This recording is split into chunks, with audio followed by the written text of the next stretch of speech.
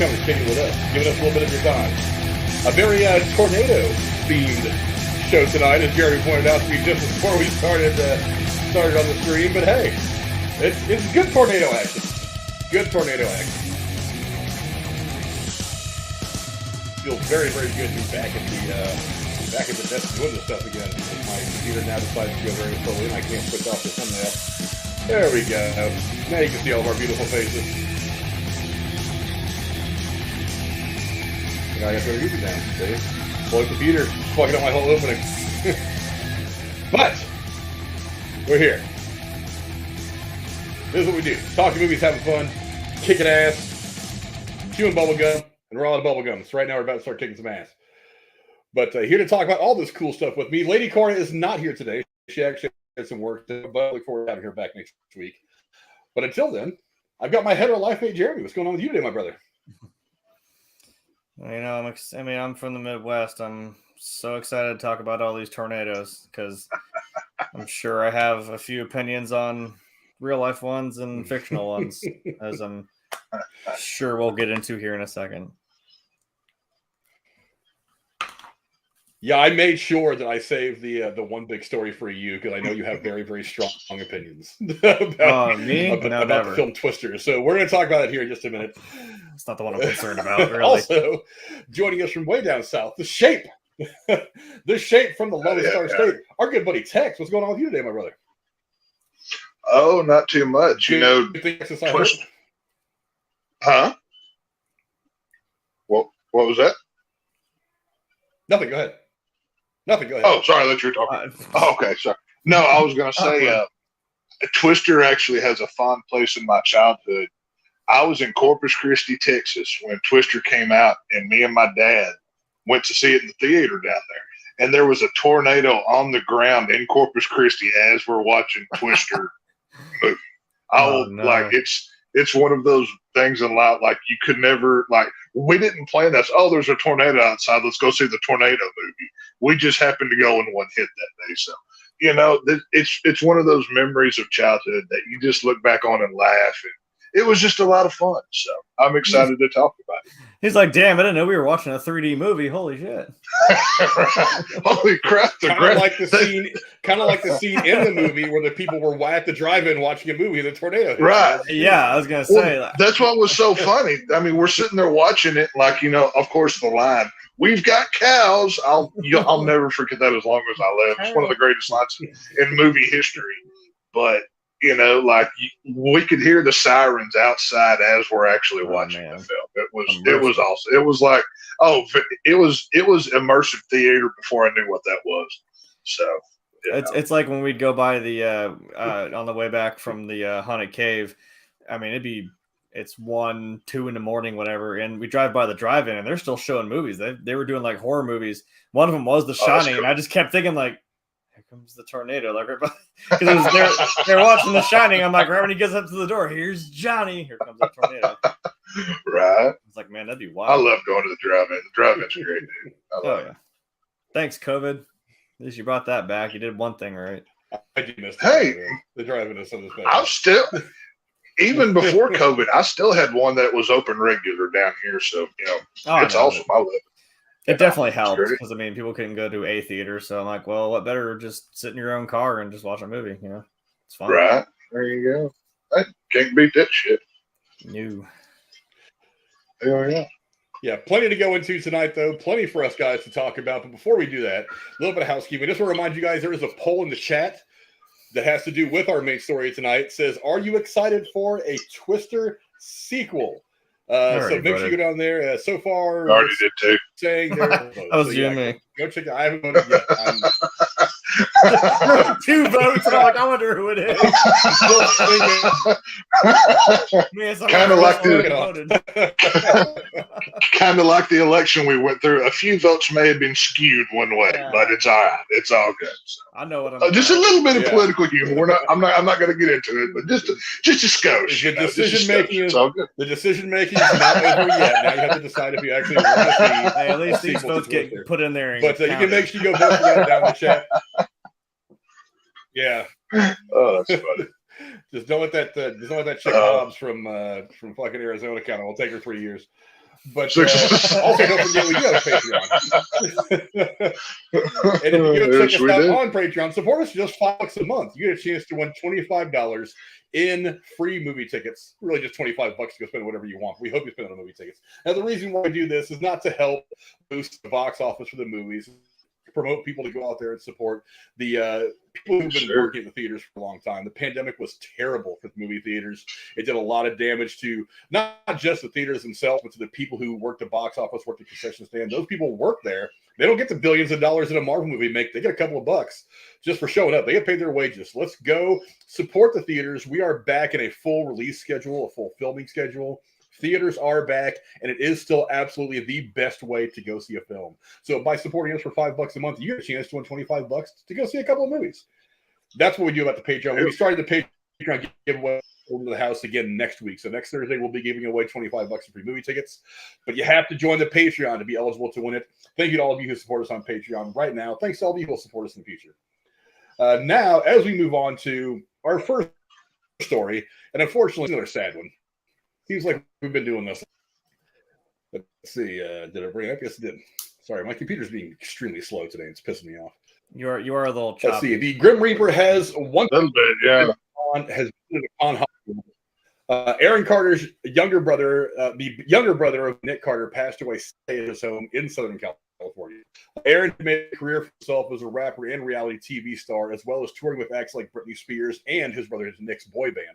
First responders were called to Carter's house Sunday morning after he was found unresponsive in his bathtub. But despite efforts to revive him, he was pronounced dead at the scene. No cause of death has been revealed, but Carter has had well-documented struggles with drug use and alcohol. Tex, what are some of your thoughts on the passing of Aaron Carter? Obviously any loss like this is not good, but it's, this is just another in the long line of Hollywood kids that grew up in that life, in that world, and ended up in a very similar death. We know the drugs, this country has a drug problem everywhere, but especially in Hollywood, it's very rampant. And, I'm not the coroner and I didn't do the autopsy myself, but if I had to guess, it was probably an overdose of some sort. And, we all know the fentanyl problem and everything else that we have in this country today. And, I don't think it's any surprise. I'm not a huge Aaron Carter fan. I couldn't tell you a song if I had to, but, you just hate to see something like this to happen to anybody. And, thoughts and prayers for his family. And, it's a rough situation, but hopefully somebody can use this as a life lesson not to do that shit. You know what I mean? So. Yeah, the problem is there's been so many life lessons from moments like this that people could learn from. 100%. And continually they don't. It's disappointing. It's disappointing that people don't understand. They can't look at this and draw a lesson out of it, Well, yeah, that's the whole thing. You can't fix stupid, unfortunately. If we could undo a whole lot of problems. But, drugs are never going to go away, but I've done drugs in my past, and, luckily I got away from them, and, I made my life better. But, it's you never want to see anybody go down that path and especially end up like that. But, hopefully just teaches somebody a lesson to not follow his footsteps is the best I can hope for, I guess.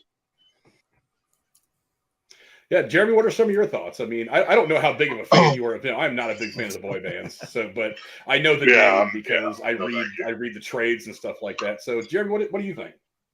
Well, it's because obviously Frank loves the '90s and early 2000s so much. So.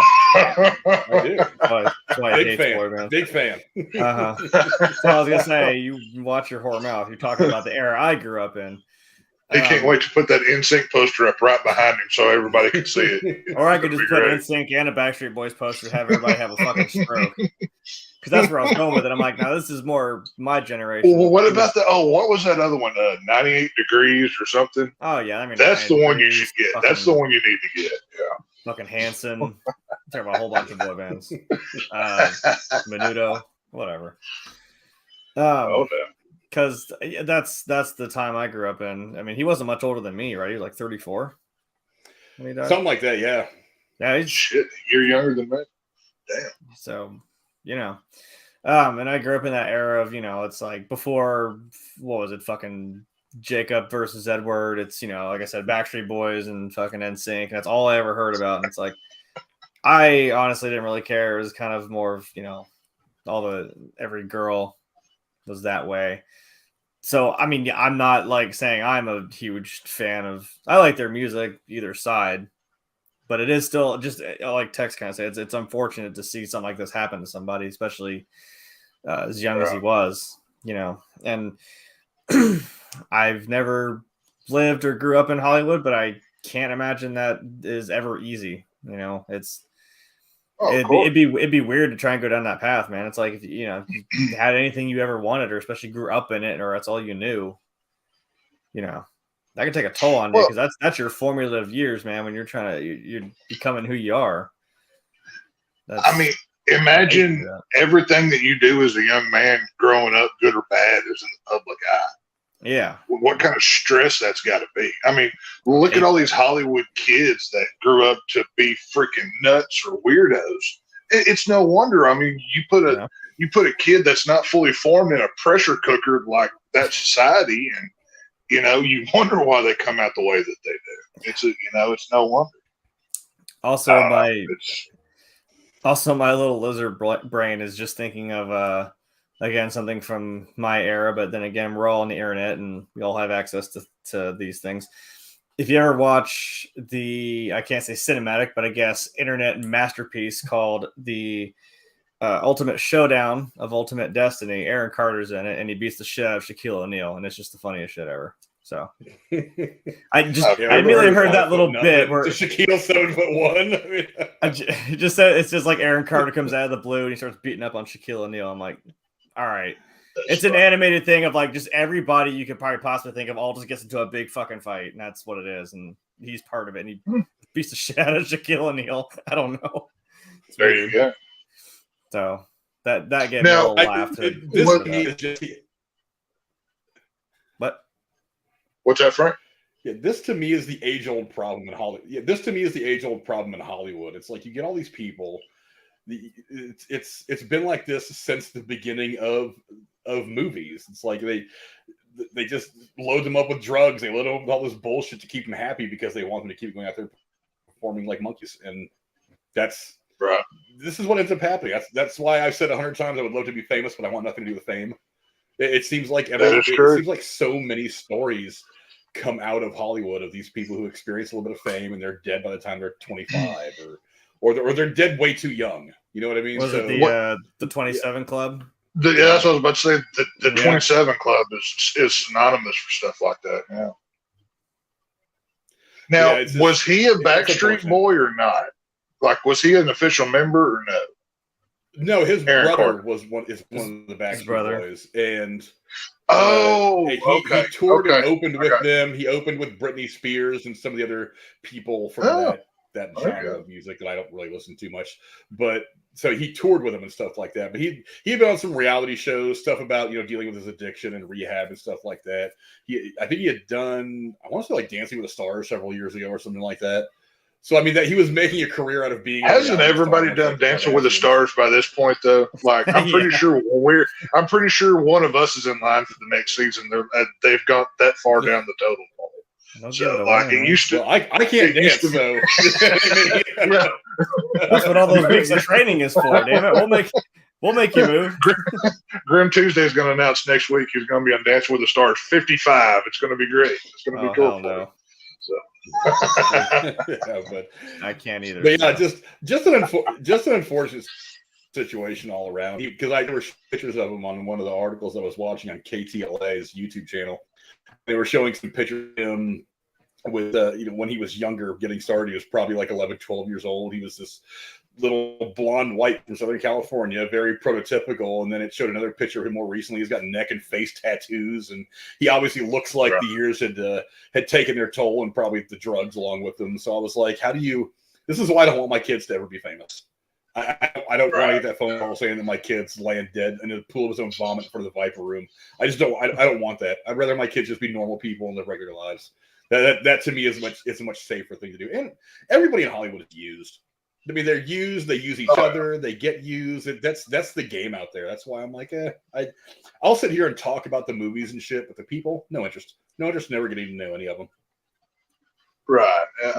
There's not few. that that's necessarily what's to blame, but I mean, well, you're even seeing a lot of the big stars leave Hollywood because of that scene. You know, half of them live in, some nowhere town.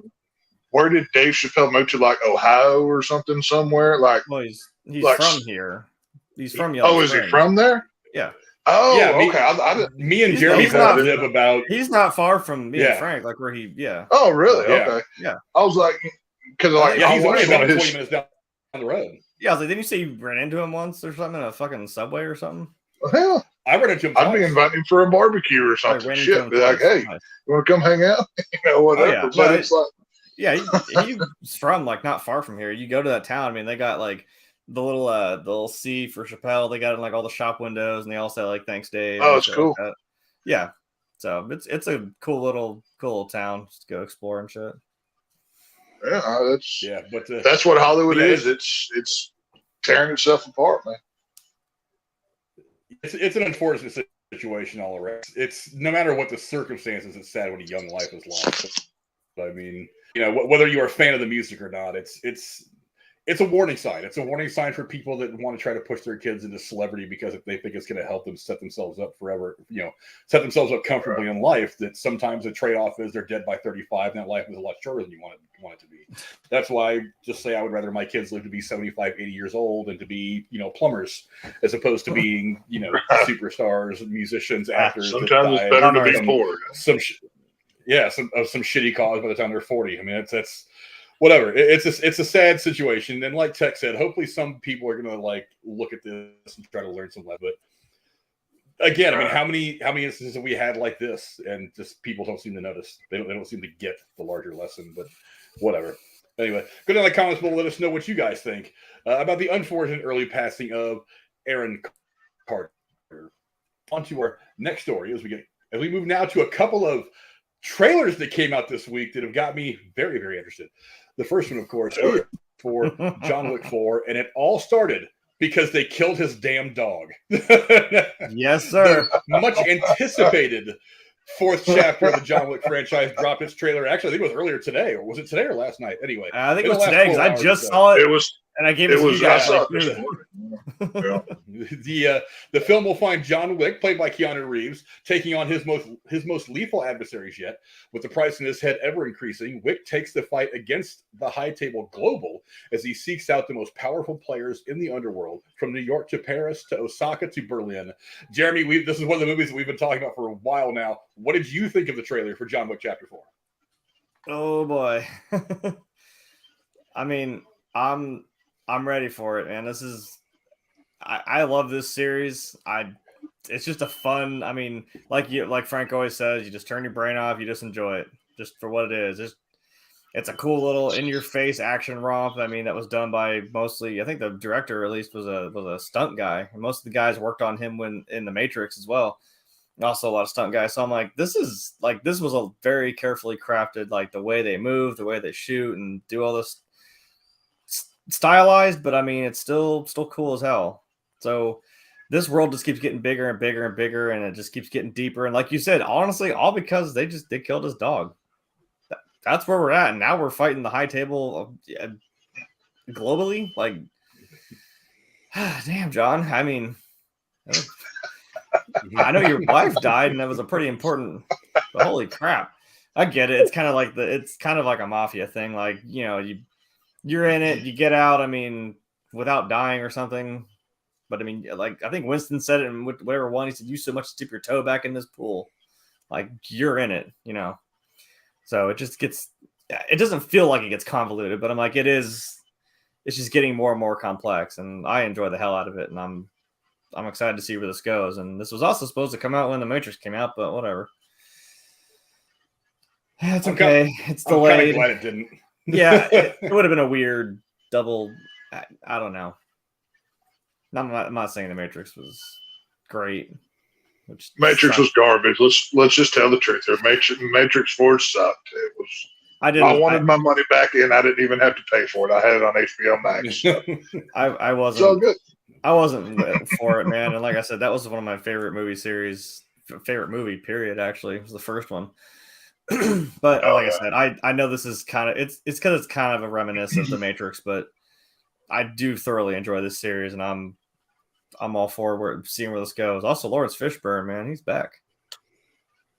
Yeah, they couldn't get him for Matrix, but apparently he can be in John Wick. So go figure that shit out. But hey, what the hell, right? I'd like to believe it's because he was filming this, but like, if that is the only scene of him in there, and be like, okay, dude, come on, you couldn't have done something. Maybe he's the one that actually read the script and was like, guys, this is kind of maybe he was smart and just said, no, just kill my character, make a statue that looks like me in the movie. I think I'm going to sit this one out, guys. I just read this story. And I mean, I'm going to sit this one out. You think, right? They maybe had to have had his permission to make that statue like in his likeness, right? I mean, that looks just like I'm sure, yeah. So he had to have at least been like, yeah, sure, but just kill me. I don't want to deal with this, which is probably smart. Now, I'm going to ask a really weird question when it comes to this trailer, but did John Wick seem like more like Keanu Reeves than normal? Because, like, when I watched this trailer, I felt like I was watching his version of Bill and Ted in a John Wick movie. For whatever reason, he sounded more like Keanu Reeves than John Wick from the previous 3 films. I don't know. It's not like in The Matrix and then Bill and Ted. He doesn't just straight up look like John Wick. So it's kind of distracting when he always has the beard and the long hair. I don't like. For me, Keanu Reeves movies. I'm a big Keanu Reeves fan, but he's like The Rock. Anything he plays, he's just playing Keanu. He's kind of playing Keanu Reeves, but you like him anyways, so you let him get away with it. But I can see that. I mean, it's like. Have y'all ever watched his gun training videos on YouTube that get put out every now and then? Have y'all seen those? Hell yeah. I want to go to that range in Southern California. Oh my God. Like, dude, I'd have that is a dream. Like, he's got these 3 hot chicks around him. He's just getting to shoot guns while they're just hanging out. I'm like, where is this? Like, how can I get there? Like, this is obviously these movies are cool. And like, he put in the work. He puts in the work. Like, I can respect that. These movies are cool. These are kind of like a throwback to the 80s, Rambo movies or the Jean-Claude Van Damme or Steven Seagal movies, just with an updated version of it. And like, it's like you said, it's mindless popcorn entertainment. They're fun. But visually, they're very like this film looks great. I can't wait to see it, but it's just going to be a fun film. He's solidified as a pretty certified. 100%. Like action hero. Like John Wick is you can put him up there, like you said with Rambo. You can put him up there with any Steven Seagal, shit like that. I even saw the other day. I think it was Variety. It was either Variety or the Hollywood Reporter had confirmed that he will be carrying his that Keanu Reeves will be playing his character in that ballerina movie that they're doing. That's in this universe. Yeah, there's actually 2 spinoffs. That's John right. Wick now they have the one that Continental Morticia, and they have the ballerina. Yeah. Like I said, it was either Variety or Hollywood Reporter. I can't remember which one it was, but they said that he would be in that playing Constantine. Now I don't know how much he'll be in it. Maybe a cameo or it could be half of it. I don't know. But they're really building out this world. It's really amazing that you can take something as simple as a premise of you killed my dog and get 4 movies out of it. That shows longevity right there. I mean, for all the crap we give Hollywood about not being creative anymore, there's some big brains figuring out a way to make this work.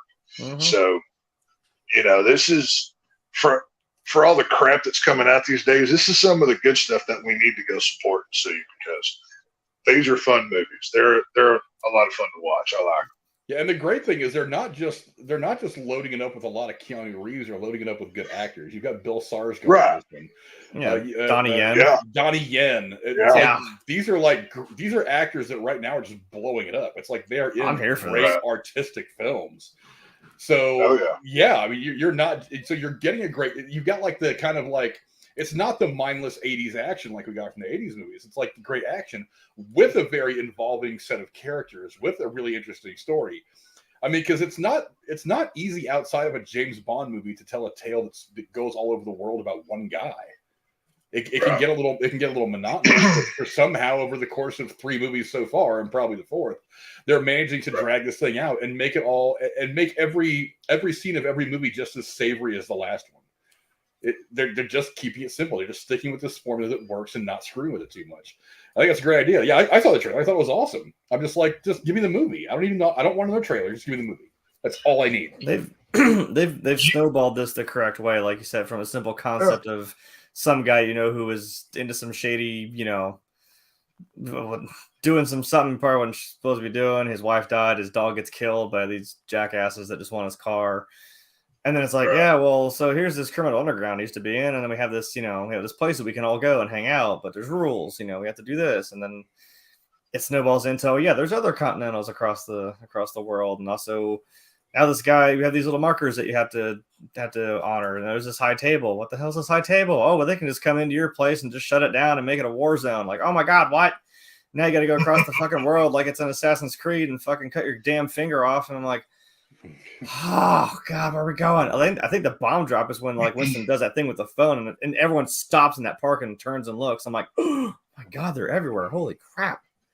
It's like just when you think it couldn't get any bigger, it's like, oh my god, it just kept going. I can't think of another franchise that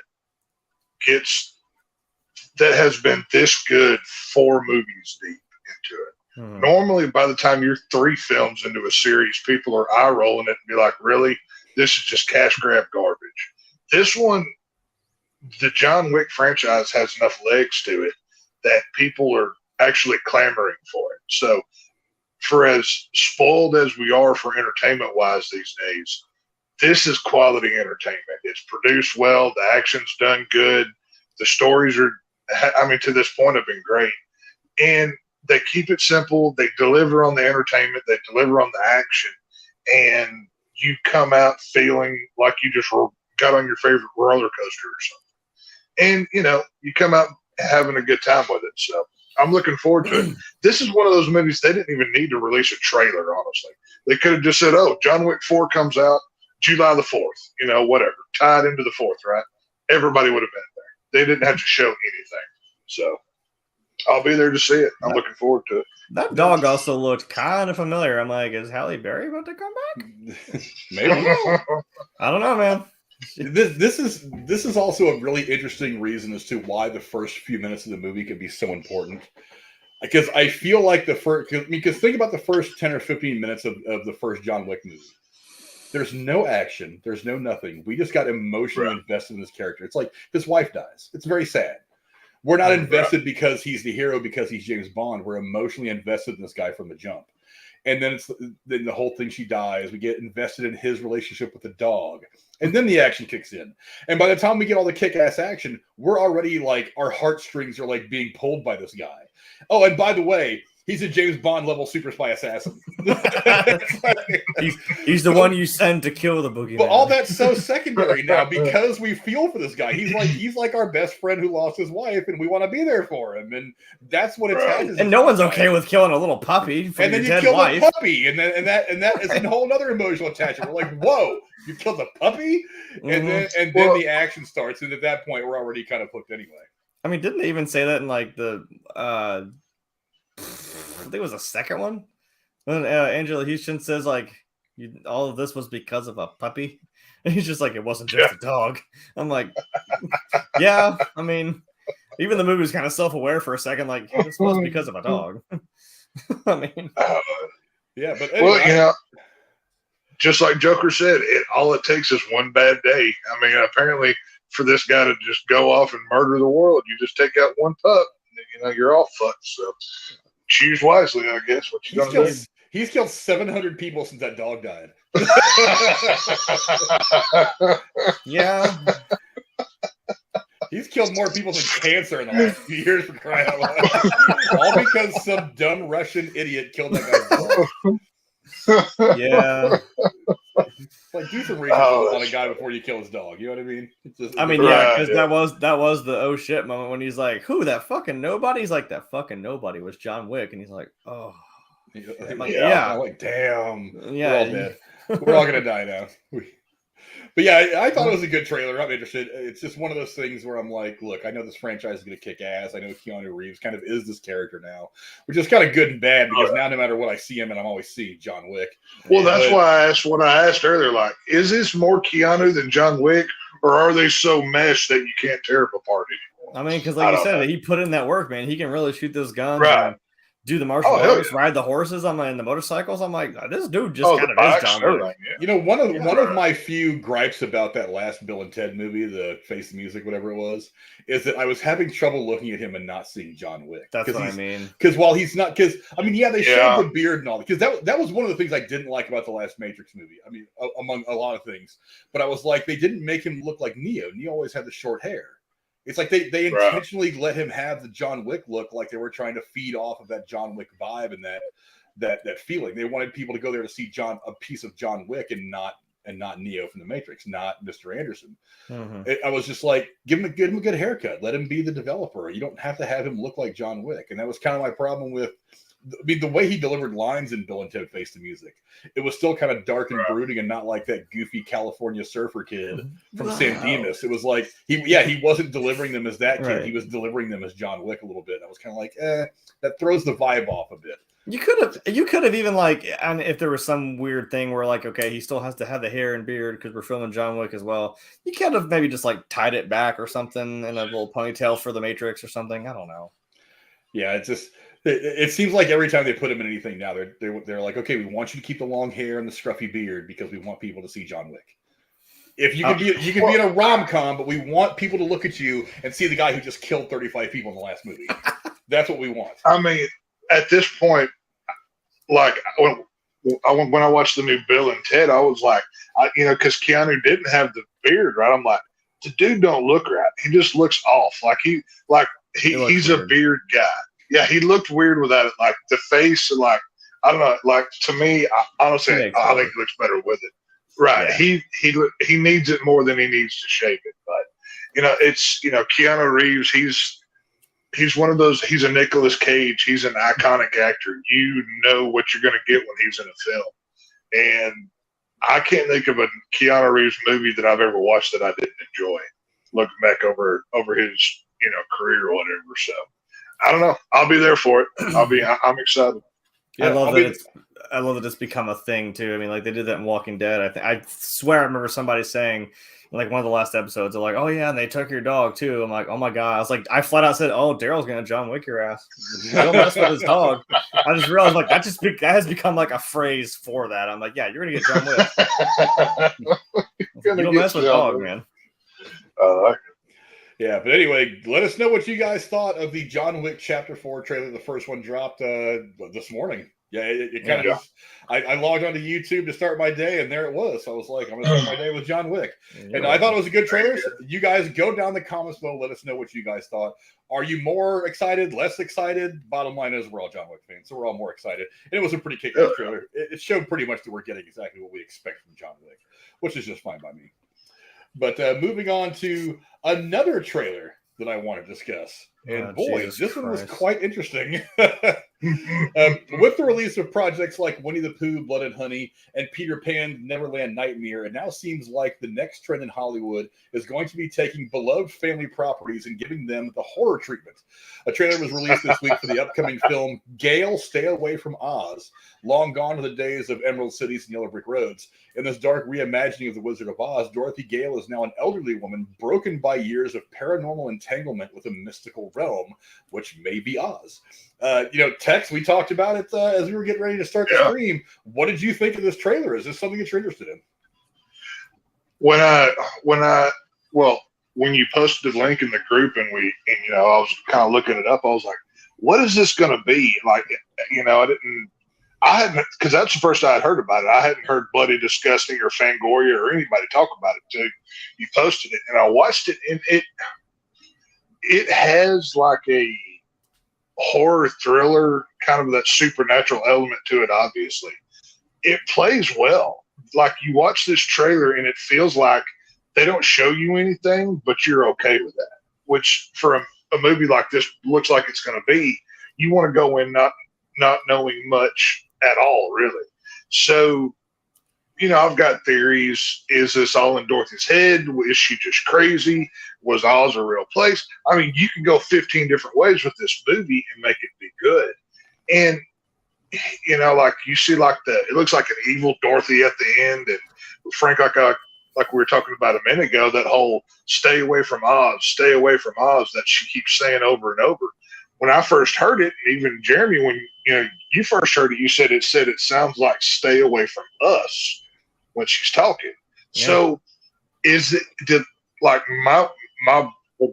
theory that I have with the 2 minutes of trailer footage would be, is like the Wicked Witch, did she possess Dorothy? Did she, when that house landed on her, did that spirit go into her or something? I mean, they could do a lot with this. And is this all in her head? Is this like a Sixth Sense kind of thing? I'm interested to see how this comes out. I don't know the budget. I don't know who's putting it out or when it's coming out or where you can go see it at. But these are the interesting films. I don't think there will be much horror in this film, but like I said, think more along the lines of like an exorcism type film, like an Exorcist or like a psychological thriller. This could be very Hitchcocky in a way if they really wanted to play it out that way. So I'm interested what this is going to be. I highly doubt it's big budget. It doesn't look like it. It's like you said, Frank. It looks like they made it for a hot dog and a handshake. But that doesn't mean it's not bad. You know what I mean? So I'll check it out. Yeah, Jeremy, you got a chance to check out the trailer. What do you think? I mean, is this something that interests you, or have we already kind of hit that point where we're a little overboard on the horror retellings of things like fairy tales? I think we're doing this a little too much now. I think I unfortunately woke up to that message and that pissed me off. So that was fun. First thing I saw in the morning was Frank's like, "Oh, the Wizard of Oz is next." I saw that and I didn't even need to know what you said. I was like, "Oh fuck no, I know exactly what you meant." I'm like, it's gonna be one of the two. And actually, luckily for us, it's a double whammy. Like I said in the message, I'm like, "Oh, cool. A sequel 80 some years later, no one fucking asked for, whatever the fuck this is. It's not even a sequel, I guess." And it's also a horror movie take on it. I'm like, okay.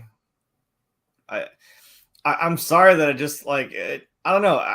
It's like it'd be interesting, or things like this could be, but I'm just like, I don't care, and it's an immediate like my walls are up, and I just immediately just get like repulsed by it. I'm like, stop! Stop. Because if that's all you're gonna do, that's all I keep hearing. I'm not gonna be interested, and I don't really care.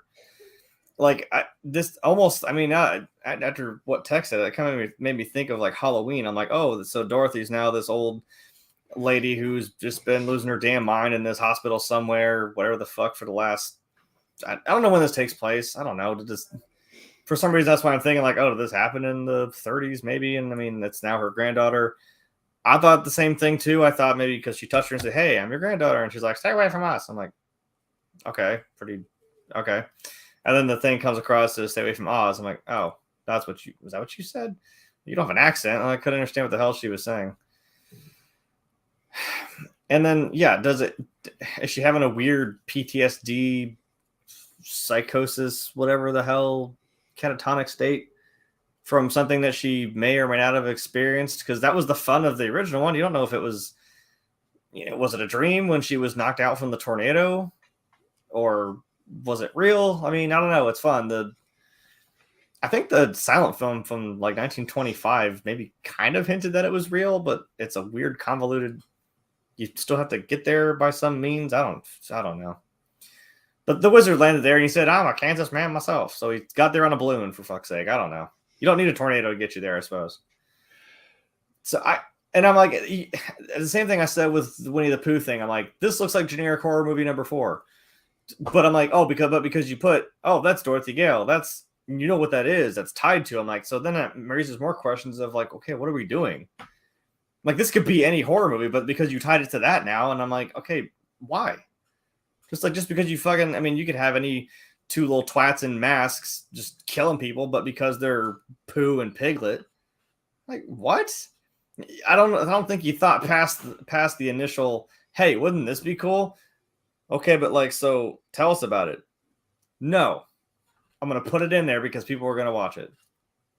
Maybe you won't if you're smart, but that's just my opinion. Yeah, this whole, I want to kind of agree with you on the fact that I don't think we need to just run to make every fairy tale into a horror thing. No. I don't want to just run to that. I don't want that to be the fad, because what ends up happening is fads burn out. And I think some of these things, like, you can overdo it. I'm interested in the Winnie the Pooh thing because it's a different, weird take. I'm interested in like the Neverland thing because I mean we've already had this thing where dreamlands are turned into horror landscapes, i.e., really the story of Peter Pan is horrifying. But when you really. But the thing is, it's like the Wizard of Oz, of all the fairy tale like stories that we've seen over the years, or the last century or so, since the Wizard of Oz, since the Judy Garland Wizard of Oz came out, this has always been a story that has kind of lent itself to darker storytelling anyway. I mean, if you watch the Judy Garland movie from 30 whatever, I mean, an evil witch, the flying monkeys are terrifying. The forest where they find the Tin Man is a very dark, brooding place. I mean, there's. I'm not gonna lie. The flying monkeys actually did terrify the shit out of me as a little kid. But I mean, I'm a little kid, and that is horrifying. Yeah, and the whole thing at when they are talking to the wizard before they realize the guy behind the curtain, that's a very ominous, very intimidating kind of set piece. So I mean, this whole thing from the jump, it kind of lends itself to a darker form of storytelling. So part of me is kind of like, I kind of want to see how it plays out. Now, look, you're going to have to walk a real fine line to make it work, though. That's because saying. I mean, all we've really gotten from this trailer is that apparently it was not a dream. Allegedly, Dorothy did not just wake up at her bed after getting knocked in the head by getting knocked over by a tornado, and she's like, "Hey, you were there, and you were there." It's not. Apparently, this was a real event that actually had some kind of a lasting effect on her.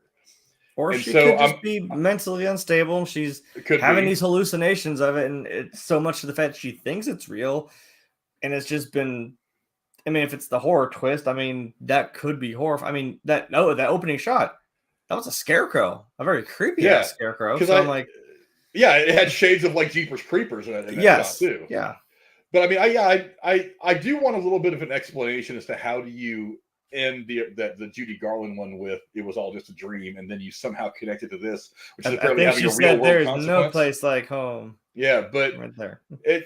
The one thing I don't want to see happen, I've been talking about this a little bit lately, is I don't want that ending like it was all a dream. Like maybe it's all happening in her head. Like I don't want the movie to take place and then right at the end of the movie we cut back to that part where she touches her and says, "I'm your granddaughter," and you just realize that this whole movie has happened in her head. That would just kind of like that would ruin the payoff. I mean that wouldn't be good. That would be kind of I hate movies that end like that.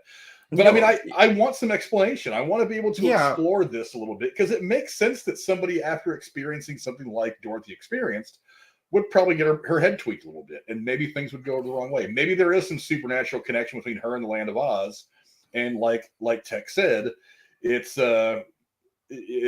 some maybe a part of the Wicked Witch of the East or whatever direction it was. West. I forget. Well, yeah, East had the house fall on her. Yeah, the part of that part of her has imprinted itself on Dorothy and has somehow had some bad effect on her. I mean, that's an interesting premise. Again, we don't know much about it, but I'm interested in what they do with it because the entire story itself has always lent itself to very dark storytelling. So I'm interested. Given the time, I'm assuming this is maybe modern era, or I don't know if I'm assuming this is tied to the actual to the movie from the 30s. But like you said, I mean, what we could do is, I mean, if you give a nice homage to the original, is like if you have flashbacks maybe of when Dorothy was younger, and you could do it in that sepia tone, to show what had happened to her, have like little flashes of, what she thought happened or whatever. And Dorothy is supposed to be like a teenager or something in the original movie. So growing up, and I mean, especially you think in the time that this woman probably went through her life, and that just cuts off there, and it is kind of a nice, like, oh, there's no place like home. I'm back. But I mean, you think past that, you're like, you start talking about flying monkeys and witches, and little munchkin people on a yellow brick road and a dude in a lion totally not costume and Tin Man and shit, people are gonna think you're crazy and they're gonna throw you in a fucking loony bin, especially if you're a woman. Like, they would have lobotomized this woman in fucking no time. Even you think even 20, 30 years down the road in the 60s, man, they would have done it to her in a heartbeat. So that would have done a number on your life, sure, but I don't know. I don't know really what the focus is. I'm like, okay, we're doing obviously part of the granddaughter thing. If for some reason now Dorothy's this elderly woman, I don't know. I don't know what we're doing. Yeah, there's a ton of potential in this, and I'm interested. But like I said, it's going to be a fine line to walk, and if you step too much on the one side of it, it's going to kind of blow out a lot of proportion. It may not work the way you want it to work. And I was going to say that too. I'm like, we've had, excuse me, I didn't know there was a silent film in the 20s of this.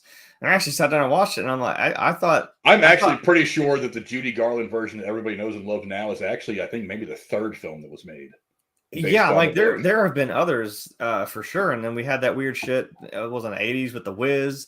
And then you've had Oz the Great and Powerful. And then you had Return to Oz. And then now we also have Wicked, because why not? But I don't know. Have any of these worked, though? I mean, I've just I thought there were movies that for sure stand the test of time, that like, okay, we don't need to mess with those. Those are what they are, and they're fun. They're movies that, like, I mean, especially now, 83 some years later, so many people have watched this.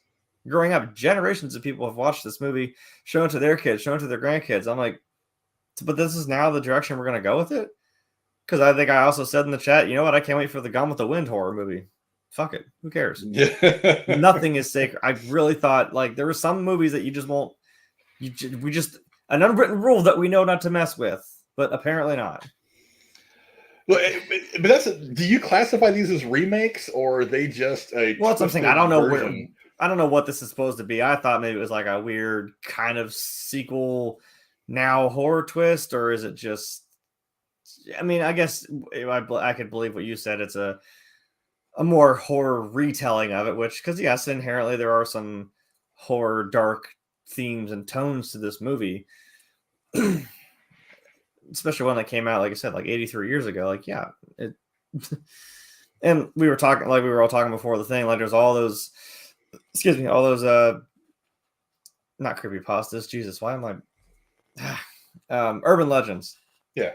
And stuff about, and that's inherently the thing that's kind of just, it works whether you believe it or not, or whether it was true, like with the Munchkin, or with stuff that happened on set, or anything that you see in the background, because it's like, it's a time period where it's not like anything wasn't documented or seen by the whole world like it is now, which is why like something like analog horror even works. Even you go back 20, 30 some years into technology from the 80s and 90s, it's like, yeah, it's still kind of creepy in some weird way, because there's not a whole lot of explanation for it. So there's potential, but I'm just not. The market's getting oversaturated with this shit, and I'm just getting tired of it. I tried to think of when the first time this happened was, and I was very apprehensive. I think the first thing I remember this happening to was Indiana Jones. I'm like, why do we have a fourth one? Like 30 fucking years later. And here we are, still fucking doing it like 20 years later. Like, here we are with the fifth one getting ready to come out at some point. I know. But yeah, I'm interested, but I don't know if this fad has really got the gas that some people might think it has. Like Winnie the Pooh, Blood and Honey is one thing. The Neverland Nightmare is another. But now we're kind of just like, we're just going to take everything. It's going to become the fad. Everybody's going to do it, and the idea of it is going to be diluted by the sheer quantity of content. That's kind of what bothers me. I hate to even say, like, it's not like you can't do interesting little twists. If I read this online, someone made this short little story about like, oh yeah, they turned it into a horror movie. I'm like, oh, okay, cool. But I mean, like, you're mass producing this as a movie to fucking everybody, and I'm like, okay, but why? Don't do that, please. I don't know. That feels dumb, because it feels hypocritical of me to say, because I always say, you know what, I can always appreciate somebody who wants to go out and make something and be creative with it, because I mean, it's not always easy. I mean, I'm not saying making a movie or even a TV show is easy, but if you got the creative juices and the means to do it, I mean, like, I wouldn't say no. Go ahead, do your thing. Well, another thing that's going to impact this is it's going to be Winnie the Pooh Blood and Honey. Like, if that movie comes out and it's awesome, then it might give people the idea that maybe this is something that we could maybe we'll want to see something like the Peter Pan thing. We'll want to see this or whatever the thing. But if that movie comes out and is awful, then every movie like that that's going to come out afterwards is already going to have like 2 strikes against it when it comes to the theaters, because people are going to say, oh, well, they tried it with this movie and this movie sucked. So this movie's probably not going to be any good either. And then expectations are going to be completely changed. Well, you would think, but again, like you said, here we are making Indy 5. So they don't learn. It's just, I mean, we've said it before. It's a big money game. It's a big money grab, and it's an IP that like people know. And I don't know. I feel like weirdly, one thing that, I mean, me and Rachel talked about it, like, you know, what was kind of the first thing that set that off. And I mean, really the earliest thing I could remember was probably Indiana Jones. But I was like, in the back of my head, I was thinking maybe Star Wars in a weird way. You know, you had 4, 5, and 6, and then like 20 years later, then you had 1, 2, and 3, and then 10 years later now, then in the past, happening now, whatever, was 7, 8, 9. But I don't know, was it a big enough franchise and a big enough, to use the pun, universe that it was okay, or that people liked it? I don't know. We're gonna find out eventually. I would imagine this movie is going to come out at some point in the next 6 or 8 months. I mean, they dropped a full trailer, so I would imagine they're just trying to secure a release date and get a release strategy planned out. So we're going to see this thing probably a little bit sooner than we are later. So go down in the comments below. Let us know what you guys think. Did you guys get a chance to see the trailer for Gale Stay Away from Oz, which is going to be a modern day telling of the aftermath of Dorothy coming back and the impact that it had on her through into her elderly years? Apparently now we're going to be getting a almost 100-year-old Dorothy that has been impacted. Assumedly, I don't know, man. It's going to be, think about it. I mean, the movie takes place in 34, 35, something like that, 36. 39. Was that when it came out? It came out in 39. Yeah, let's say she was 15 years old then. That means that she would be about 100 years old now in linear time. So, and living to 100 years old is not unheard of. I mean, it happens. Yeah. So, I mean, it's not unheard of. I mean, the lady didn't quite look 100, but then again, she was possessed by demons, if there is any indication. So, we'll figure it all out in the end. I mean, did we do that in Titanic, where there's like, hey, this is Rose. She's 101 next month. Okay, so she's an old goddamn liar. You know what I mean? It's not unheard of. I mean, she was supposed to be 17 when she was on the Titanic, and she was well into her at least 100 years old. 30-year-old Kate Winslet played a 15-year-old. Yeah, okay. Hey man, that was that trend of adults playing like teenagers, which was kind of weird, but we went through it. Yeah, that's true. But go down in the comments below. Let us know what you guys think. If you got to see the trailer, are you interested in seeing a horror take on a modern day Wizard of Oz thing? I'm still not 100% sure what this movie is going to be, but I'm interested. Again, they're going to have to walk a pretty fine line. But now that we're done talking about a couple of trailers and we're waiting for Tex to figure out some kind of a technical issue, I think Jeremy's got an unboxing that he wants to do. Jeremy, what kind of stuff do you have to show us all today?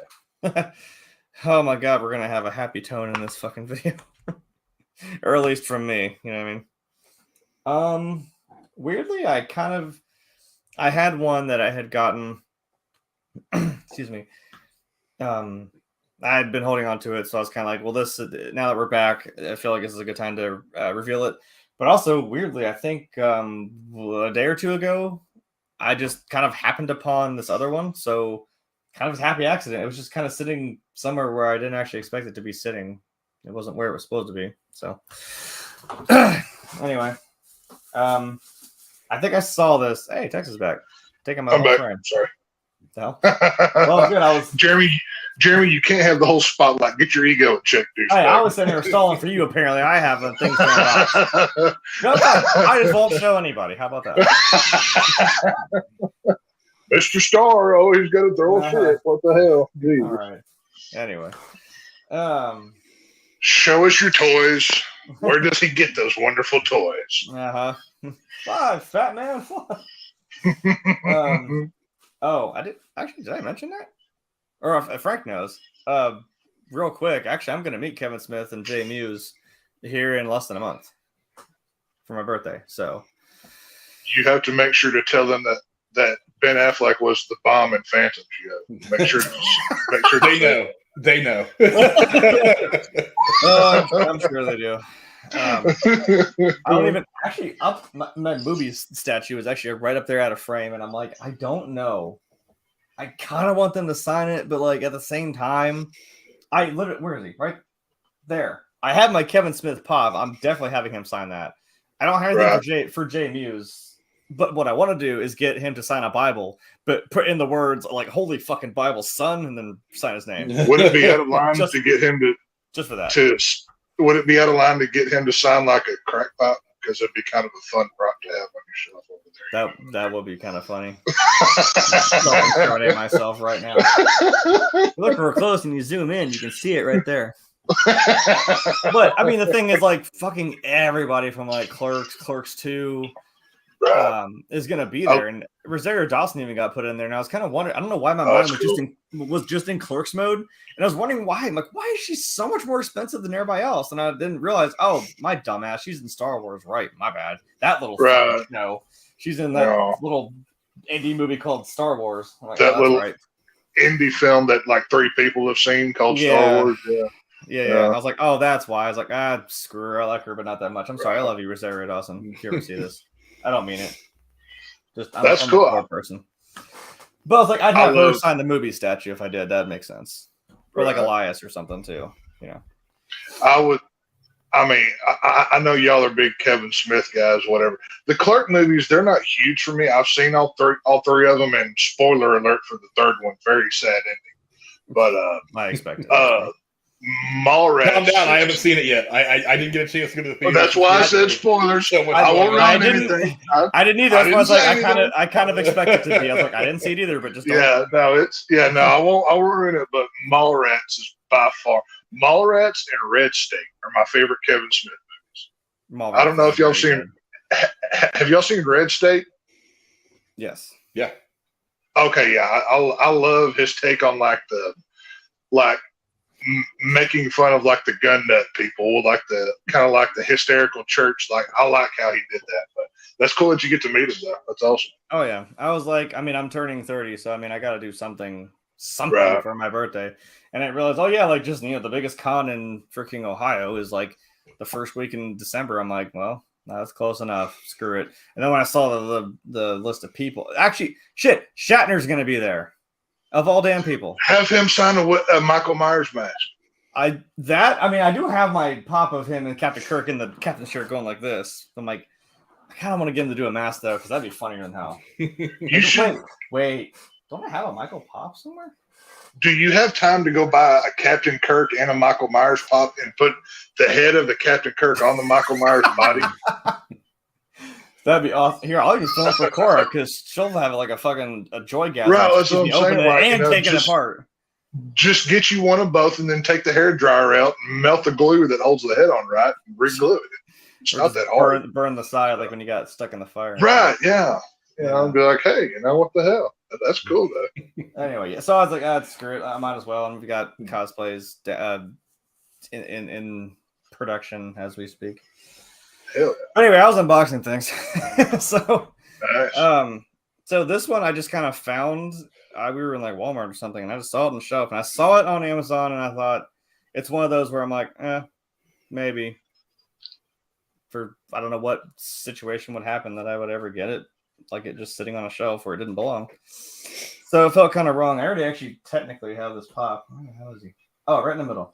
Right, like I'm pointing like you can see it, right there in the middle. But you can't tell me it's not cool as shit when you got a black and white Marlon Brando against the back of the VHS cover. That's cool. That is cool as shit. And it was sitting there. Have you seen the Michael Myers one that's like that, where it's like in the it's the poster of the 78 film, and the Myers pop itself has like this orange hue to the whole thing. Yeah, because kind of like the pumpkin, kind of like the hand on the pumpkin with the knife. Yes.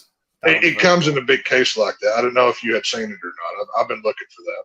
I actually saw that pop figure not so long ago, but I told myself I wasn't going to buy anything like that until after we got moved. Yeah, I was like, I had just packed up all my pop figures. I was like, I don't want to buy one right now because there's so much shit going on. That's cool. I think well, yeah, the only other big one I have, I guess that's technically black and white, is the MCR one back there for the Black Do Parade. you think you'll get the 4-pack of the Golden Girls? That I want it. Like, I want it. No. do you? No. Now, do you I'll think have we it should eventually. send one to Casey? You know, because Casey killed Betty White. Should we send one to him? Casey doesn't deserve to have Betty White on his mantle.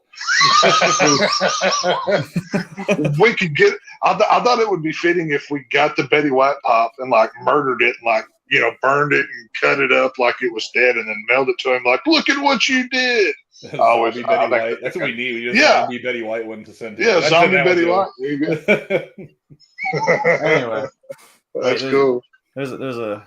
You said Betty White, and I was like, white zombie. There's a joke there somewhere. Betty White. You're welcome. Insert Rob Zombie joke here. Okay, so the next one is, I don't know if I'll publicly even say it. Rachel's the best person in the world, so she's the one that found this and got it. And Tex might know where this is going because I was talking to him about it, and I have been searching and using apps to find shit. He knows where it's going. Yeah. For fuck's sake, I have been looking for this goddamn pop. If anyone noticed, goddamn, I'm backwards. If anyone notices, there's a spot missing right here in my top 8. Guess who's going in spot number 2? I think Tex just gave us a good clue. We finally got fucking Eddie Munson up in this bitch. Hell yeah, that's badass. And that's cool.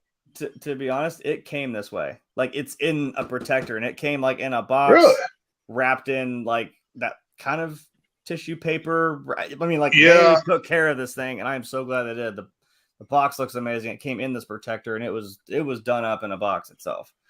So and he even has like the little patches and shit on his vest. I think it's so cool. Like, that's cool. I'm sorry, but he's going right here. I'll pull my damn cord out. Going right here in spot number 2. You should get another one of those and glue it to the hood of your car as like a hood ornament. Know what? When I was that would be really cool. When I was driving here, I actually put them like on my dash and set them forward. I'm not gonna lie. Go buy another one just to have him as like a dash ornament. It'd be like Eddie Munson will live in spirit, by God, one way or another. Oh, he's coming back, damn it. You know he will. Oh, I know he is. There's no way that I can't wait to see Vampire Eddie. I guarantee he's going to be some kind of spooky character. Because they have, Cousin Eddie from Iron Maiden. They're like, look at him. Right. The long hair, the leather jacket. You're not going to tell me he doesn't look exactly like Eddie. I'm like, yeah, he's coming back. Right. He's even on the ground. You can see him like open his fucking eyes, and he's going to be like he's like demon eyes and shit. And he's going to come up and just, that's cool. But that's actually weird. That's 2 of the cosplays I'm going to go as. We're going to do Eddie. We've done Eddie and Chrissy like 2 times. So this will be the 3rd time. We got her the cheerleading outfit and all that crap. I'm actually about to finally finish the damn vest. I got the Dio shirt like yesterday, so I'll finally get that done. But I'm doing President Loki again because I now have the alligator. Doing that, and then I'm going to do... Oh, yeah, right, because she likes puns. I forgot, because of fucking course she likes puns. We're going to do the Addams Family. Yeah, hold on to your balls here. We're going to do the Addams Family, but she saw a picture of... There was Gomez and Morticia, but they had hula hoops, and they had like little balls around it, so they're the Atoms Family. I was like, I hate you so much, but we're gonna. Yeah. So we're in the process of finding hula hoops, straps, and some like foam balls to make little atoms to hang around our actual outfits. I'm like, God damn it! Hold on, maybe I should ask you guys because I think I know which one I want to do, but when I go and meet, I think I got a dual thing, so I think I get to meet Jay and Kevin at the same time. Okay. I'm kind of curious what cosplay I should go as for them. I kind of want to say Eddie because I'm pretty sure I could get them to all just do that for me. Yeah. Okay, so what are the options? You can go as Eddie or the Addams Family? Addams Family or President Loki? Oh, no, Eddie. Eddie Munson, 1,000%. I'm thinking Eddie as well. There's no way. Now, you probably won't be the only one. I would guess. I know. And that's on a Saturday. So I'm like, that's a day where most people are there. Right. So they're going to see you're going to have to really sell it with how good the cosplay is. And like, the motions you're doing while you're in the cosplay. You know what I know. I've got it's funny, the wig is weirdly like the same color as my actual hair, so it actually is pretty convincing. I know the guy was drunk. The guy was drunk. We went to a Halloween party, but the guy asked me if it was my real hair. I'm like, no, it's not. But drunk people are the most honest, so I don't know. Maybe he really thought it was my hair. I'm like, no. Also, I don't have time, but like next year, I'll probably do it. I haven't learned Master of Puppets. I'm like, I do have a guitar. I'm like, oh, I could walk around and do that, but I'm like, I don't have time. This is in December. I'm actually going to go as Battle Eddie. Yeah. I actually got a fucking metal trash can lid, and I have a baseball bat, and I have bats to put on it so I can tie it to the end. Season 5 won't be out until probably another year. Or more. So, yeah, you'd still have time to do the Eddie cosplays before another season comes out, and you get possibly a new version of Eddie Munson. So, yeah, I mean, I think that's a safe bet. I do have 2 versions. I do have two shirts, Hellfire shirts. So that's I mean, if all else, actually, one way you might stand out, go buy the Halloween 2 Michael Myers mask where it has the flesh colored neck, and just wear that with the Eddie clothes, like the scene in the trailer park when he's running and hiding. You could also do that. That might stand out more because I don't know how many people would be doing that version. Well, if I were going to do one, it's just that's the one I just don't have time to learn Master of Puppets enough to fucking walk around a con doing it. So that's what I'm saying. That's why I went with like the trash can lid shield with the nails in it and the baseball bat. I've got a little stuffed bat I'm gonna tie to it with a zip tie, so it looks like I smacked it. Right. That's cool. Yeah. Yeah, that'll work though. I think that's. I didn't see a lot of Eddie Munson's on Halloween. I saw maybe 3 or 4. I thought I would see more than I did, but I was really, really surprised. But hey, at a convention like that, you're going to get the cosplayers to come out. So they go all out on that shit. Oh, we're going to have pictures. There's going to be like a whole bunch of us all just like, hell yeah. That's cool, dude. So that was my whole thing. That was my whole thing. Did you guys find one of the Duffer brothers put on Twitter? One of the Duffer brothers put on Twitter actually have the first script in the name for the first season. What was it? We're not that far off from More Stranger Things. What it is? Let me see if I can find it real quick. Your internet's like real choppy. Yeah, you keep cutting out right when he says important shit. I kind of read it in passing. I know it's not my internet; it's my computer. It's acting stupid right now. Okay. Let me see if I can find it. 6 minutes. Time to go cut down some more trees. It's blocking your internet. I guess. Just keep them off the house this time. Just aim towards the neighbor's house. You'll be okay. Put a rope around it. Pull it the other way. Yeah. Who needs oxygen that the trees give us when I need good internet to talk shit about? Who needs oxygen when we have internet, Frank? Yeah, Come exactly. on. Jeez. Yeah. Important things. I can breathe the internet, can't I? Well, I think a lot of people do these days. Therein lies the problem. But what you gonna do? Shit, it's all good. No, I think they just put a picture of the front page of the script up. Oh, what's the episode title? Oh, that's right. The name of the episode is The Crawl. The Crawl. Yeah, that's the name. Ooh, could Eddie Munson be crawling out from the under? Ooh, from the upside down. Instead of running up that road, he's crawling. Ooh, maybe. Okay. Yeah. All right. I see. I'm already putting a plot together in my head that I know that's not going to happen, any of it. Right. And I'm going to be disappointed when that first episode comes out and it's not the way that I want it to be. But hey, I'm a petulant fan and I want season 5 now. Give it to me. So, it's all good. Well, also putting this cosplay together, I told Brooding Gamer, I was like, we're going on the roof of my house and we're doing that scene for something. Right. We're gonna have you're gonna have to be as your Alan Grant. And I'm like, instead of you could be looking at like dinosaurs and shit like through the binoculars instead of the bats, and like I'm sitting there just trying to distract with my lights and they're playing and shit. I'm like, we could do a little promotional video for your channel or something, just that way. Actually, you don't even get down and be like, most dinos ever. You don't technically have to learn Master of Puppets. Just have it playing on Spotify or something on your phone, and just bring the guitar and just air guitar that shit. I could, but then my problem is I'm like, people be like, hey, look, he's not really playing. I'm like, I know that. Well, that's when you bash him in the head with the guitar and call him a nerd and then walk away. You know, be like, screw you. I put a lot of work into this there, virgin boy. Go get laid. I actually climbed on my damn roof. Lugged a damn amp up there. Got my buddy to go up there with me. Shit. We put dinos in this bitch. What else do you want? We put dinosaurs in Stranger Things. Fucker, what more do you need out of life? That's funny. I mean, like, I think, like, if you kind of listen to it, like, in the actual scene, it's like, I think he probably did play that little beginning part, and then, like, it kind of, like, kicks into the actual song. It's like, okay, that's of course. I'm like, you could do the opening lick at least. I can get that down. That's not too hard. I mean, I don't know how much the licensing fee for Master of Puppets was, but I'm sure Metallica was handsomely rewarded for their labor. But you know, we know it's going to get copyrighted. I don't want to put a strike on his channel or anything, but I'm like, well, it's worth it though. Well, see, oddly enough, my favorite song from season 4 was their Stranger Things' version of "Separate Ways" by Journey. I love that song.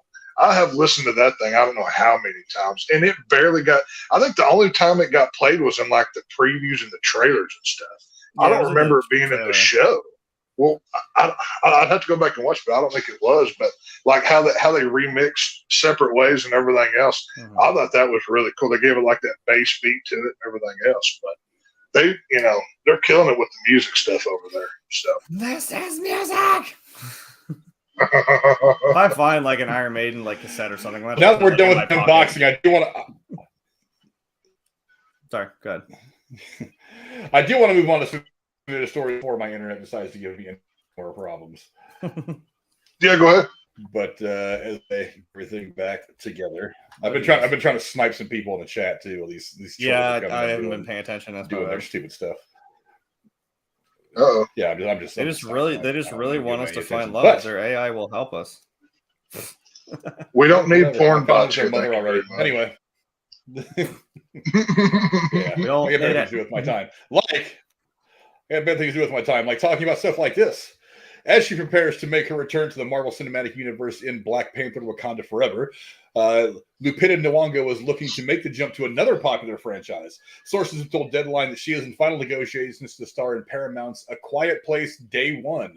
Not much is known about this project other than it not being a threequel, but rather a spin-off based on an idea from John Krasinski, who directed and starred in the first 2 films. The hope is this film will help set up a potential Quiet Place universe that the studio can build on for years to come. I'll go to you first, Tex. What do you think of Lupita Nyong'o joining the cast of A Quiet Place Day One? Well, I mean, she's obviously a talented actress. She's done a lot of things, but I don't know if A Quiet Place needs a universe. Like, I watched the first 2 films and I'm like, okay, well, unless you're going to bring a completely new element to this, it's kind of there's not a lot of gimmicks here left to play. You have to be quiet. The monsters play off of sound. Now, it's cool to watch. It's visually made. I think John Krasinski does well with them. But I don't think everything needs a universe. I think that the Quiet Place films are very much like the Paranormal Activity films for me. The less of them you have, the better off you are. There's not much meat on the bone. And in reality, these Quiet Place films, much like the Paranormal Activity, they're not really about the monsters. They're how the human side interact with the monster. So now, I don't know if John Krasinski will be directing this one. I think he should if they're going to make it. But I don't know. It'll probably do well. It'll have interesting elements to it, but I'm not sure that a universe is needed for this. How many times can you spin off? Shh, stay quiet. I mean, that's kind of I don't know. I don't know. I think they've showed the most horrific thing possible: a woman giving birth during an epidemic where you can't scream or be loud.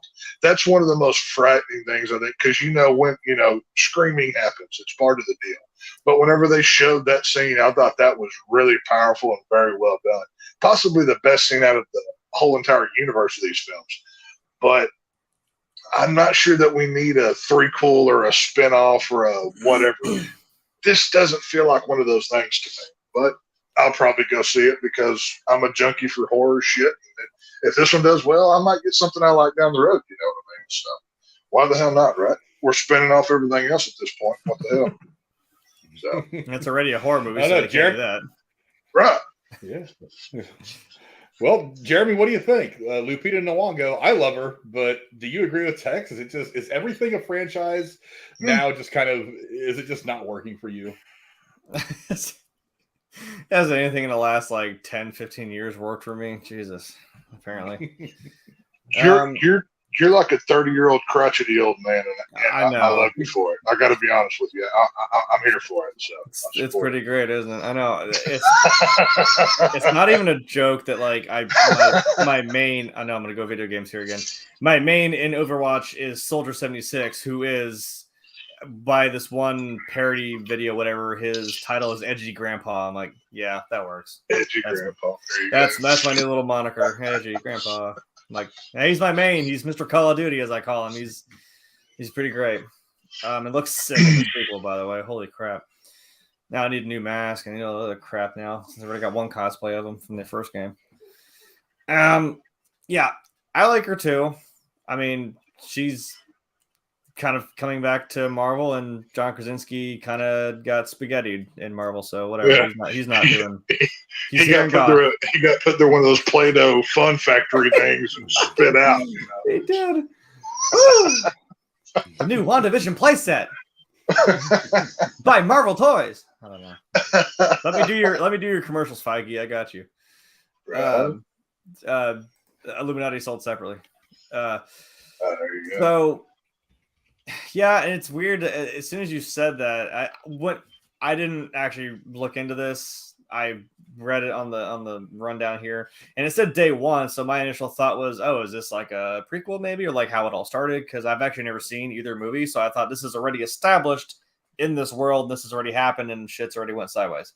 So I'm like, oh, if it's maybe like a Patient Zero, so to speak, kind of movie, I'm like, well, that'd be kind of cool. That'd be horrifying to see how that all started, but this is apparently just something else that happened somewhere in the world. I'm like, okay, cool, but if you got a story to tell there, I mean, sure. And I know these movies are great.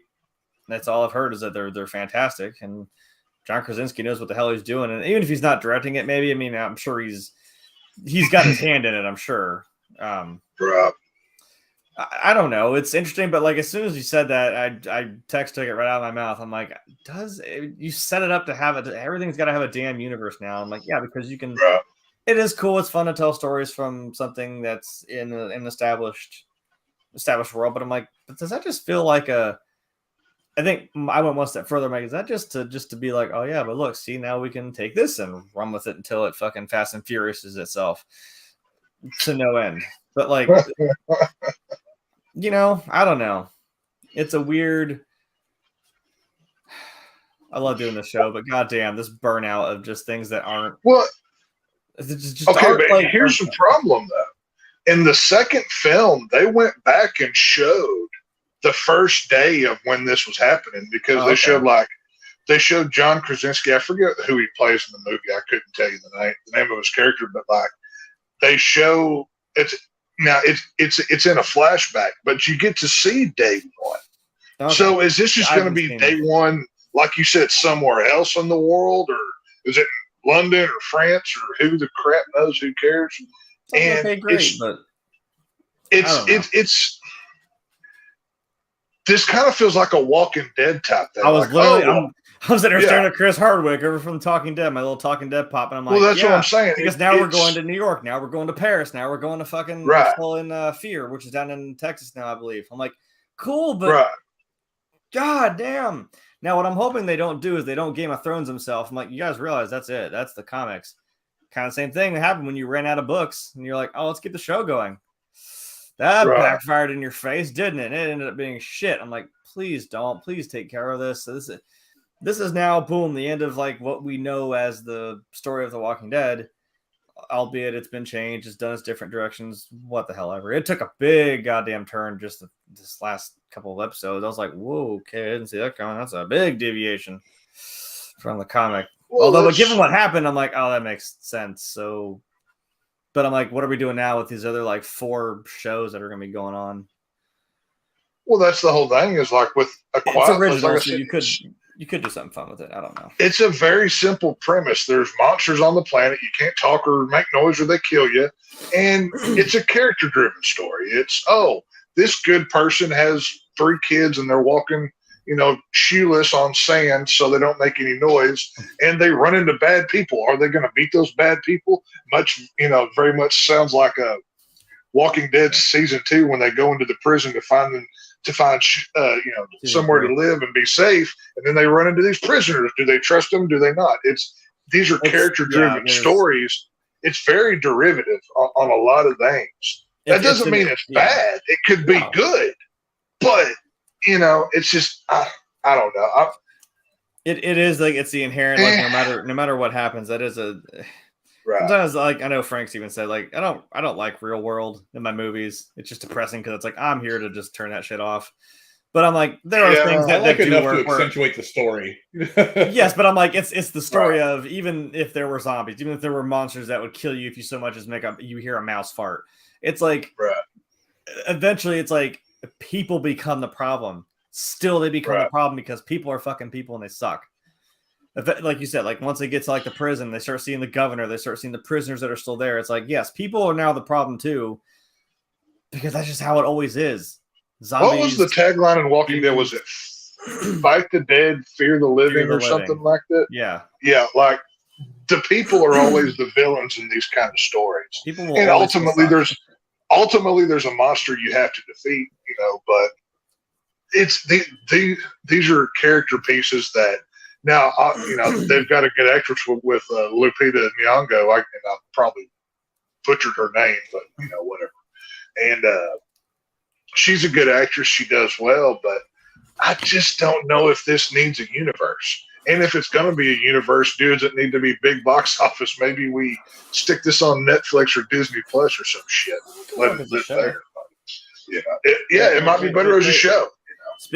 Speaking of people being bad, there you go. Although that's newer Negan too. I was like, that's actually redeemed Negan, I guess you could call it. Yeah. I don't like Negan redeemed. I like bad guy. Well, I know.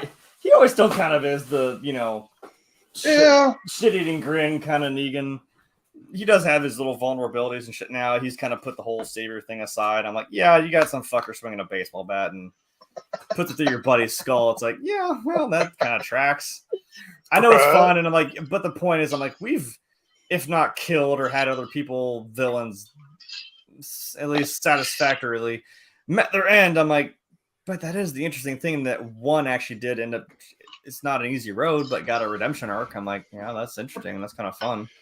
That at least they tried to give him a chance, and he ends up helping them out because you got bigger. Because that's the thing. There's always someone else. Because then Alpha came along with the Whisperers, and he's kind of like, well, do you want my help or not? Okay, but we're not talking about Negan. We're talking about this. Fix and say, Frank, have you watched the Quiet Place films or not? Have you seen those? The first one, yes. The second one, not yet. That's actually what I've been wanting to watch. Because I like the first one. I thought it was very interesting because it's got one of these qualities, like we talked about Nosferatu a couple weeks ago. It's got these qualities of a silent film. It's like it's so there's something about the silence, the lack of dialogue that makes the situation that much more intense. Because it's like you can say, "Oh no, the killer monster or the killer guy with the mask and the machete is chasing us," or this problem is right on our asses. But it's so much different for like that lack of sound. The lack of discussion, the lack of dialogue, it makes everything a little bit more tense because it takes away a little bit of the data that we use in our brains to process what's going on. So it makes things that much more scary, that much more intense. In times, if it's done right, in the right movies. And that's one of the things that I thought was really interesting about the first movie. It's like, you've got John Krasinski, who's this great actor. Women love him because he's good looking. Guys like him because he's become kind of this action star. But he doesn't say anything. He just sits there with that look on his face. He's that worried father, like with his wife, who is they're going through this situation, which in the first movie is I always take from it anyway is that it's still a relatively new situation. Like people are still trying to learn how to function with all this going on. So that adds to the intensity and to the density and you know the harshness of it all.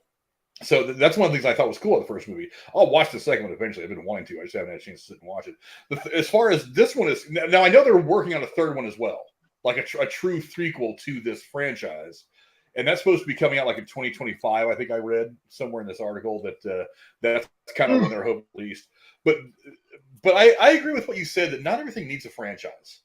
Not everything needs to be 7, 8, 10, 12, 15. Look, Marvel's done a good job because they were ambitious about it. And they focused on the couple of aspects that are most important, and one of them being the story. Because it's really hard to tell a cohesive story over 3, 4, 5, 6 movies or projects. Marvel's concentrated a lot on that. And now all of a sudden everybody thinks that if we just concentrate on the story, well, that's important, but it's like every story has a logical ending point.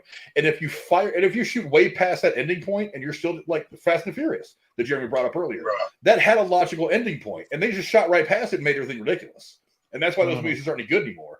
Yeah, they sell because they're mindless theater fodder for a lot of mindless theater people that just like to go to movies. But I mean, real people who like movies look at those and they're like, this thing's been on live for years now, and at least since for the last 2 or 3 movies, and they're just not good anymore.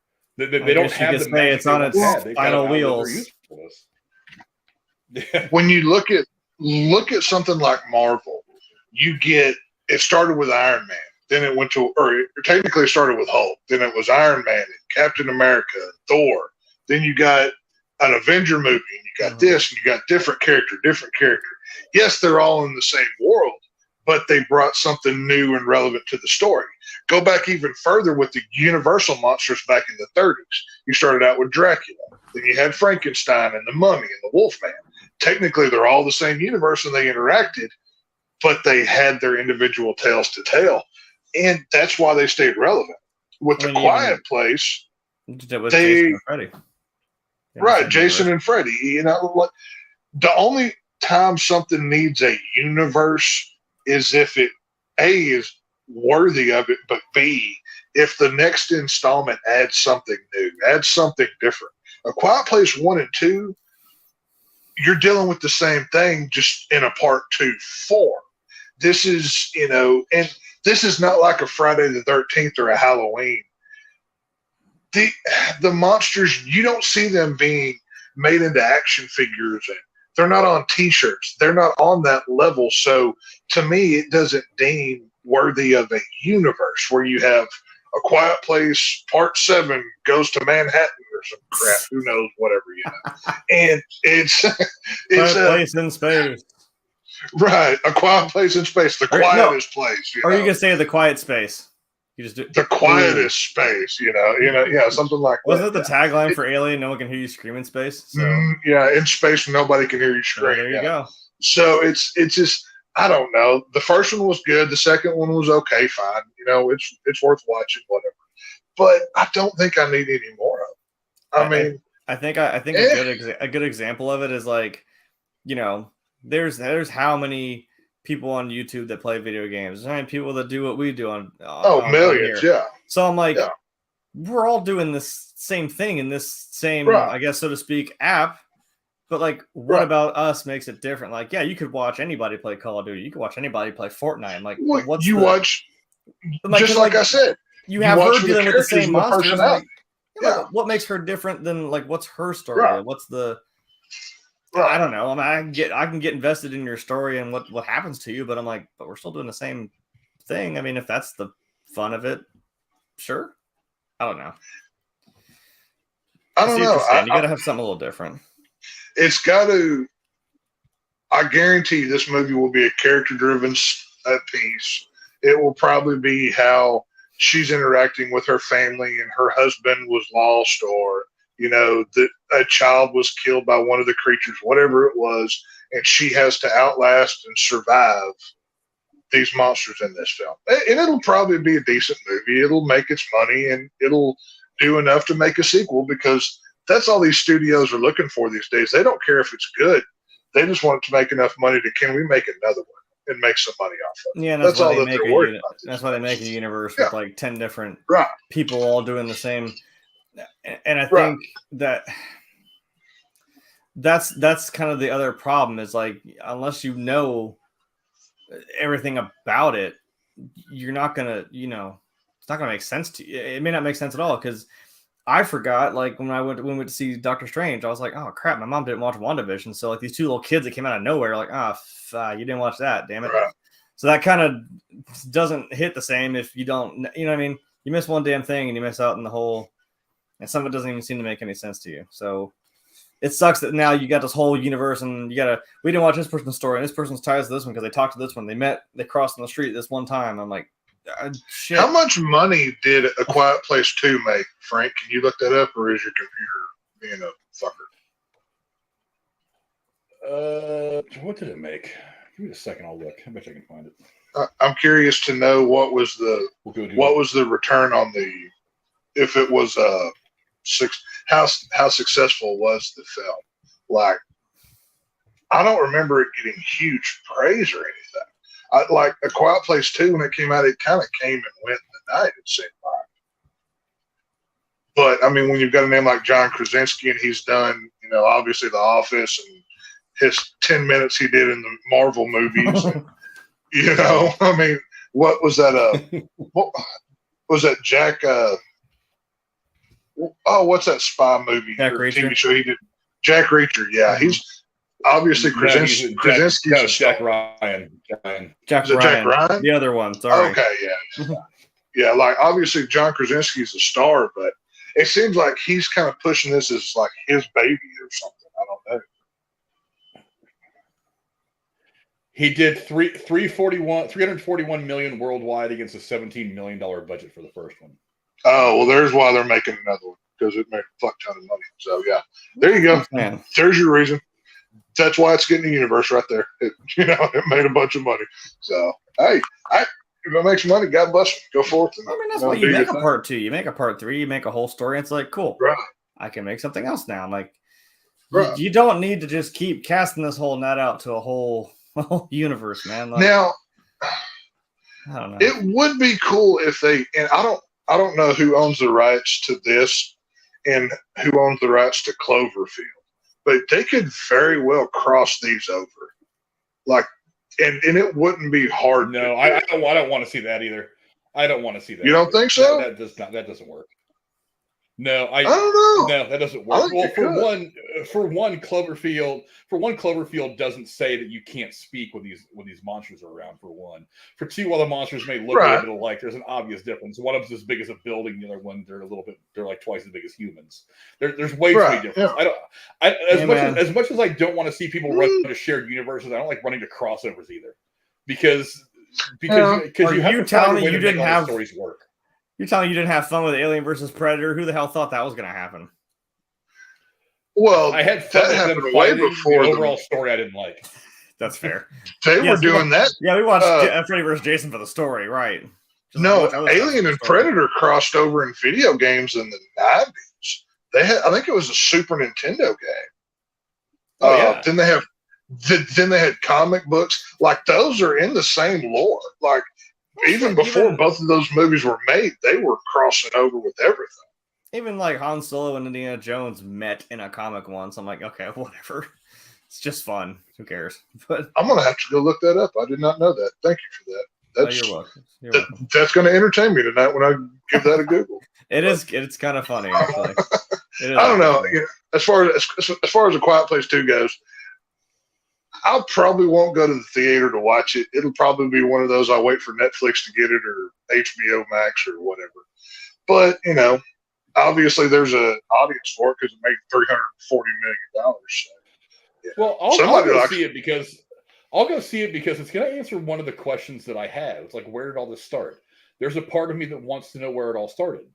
I mean, well, if you watch in part 2, you get part of that. Don't know if you're just like, oh crap, this is the world we have to live in. Yeah, I want to see I want to see the whole story. I want to see the whole picture. So that way, when they are done making these movies, I can look at the whole mosaic of what this entire story was, and think, well, yeah, I like it, or I don't like it, or this was cool, that was cool, or whatever. I want to see the whole picture. That's one of the things. One of the reasons I stopped watching Walking Dead was because it was like, yeah, okay, the zombie stuff starts, but it all kind of surrounded the soap opera-y stuff of dealing with other people to me, and it wasn't really.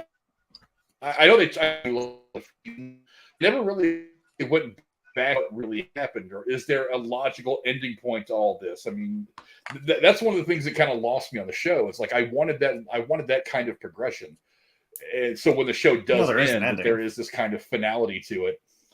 Yeah, but I mean, is there though? It's like, well, we've got, I know what there's 4 other damn. If one's going to end, all of them have to end. As long as it's making money, it's never going away. That's the real answer. I hate that.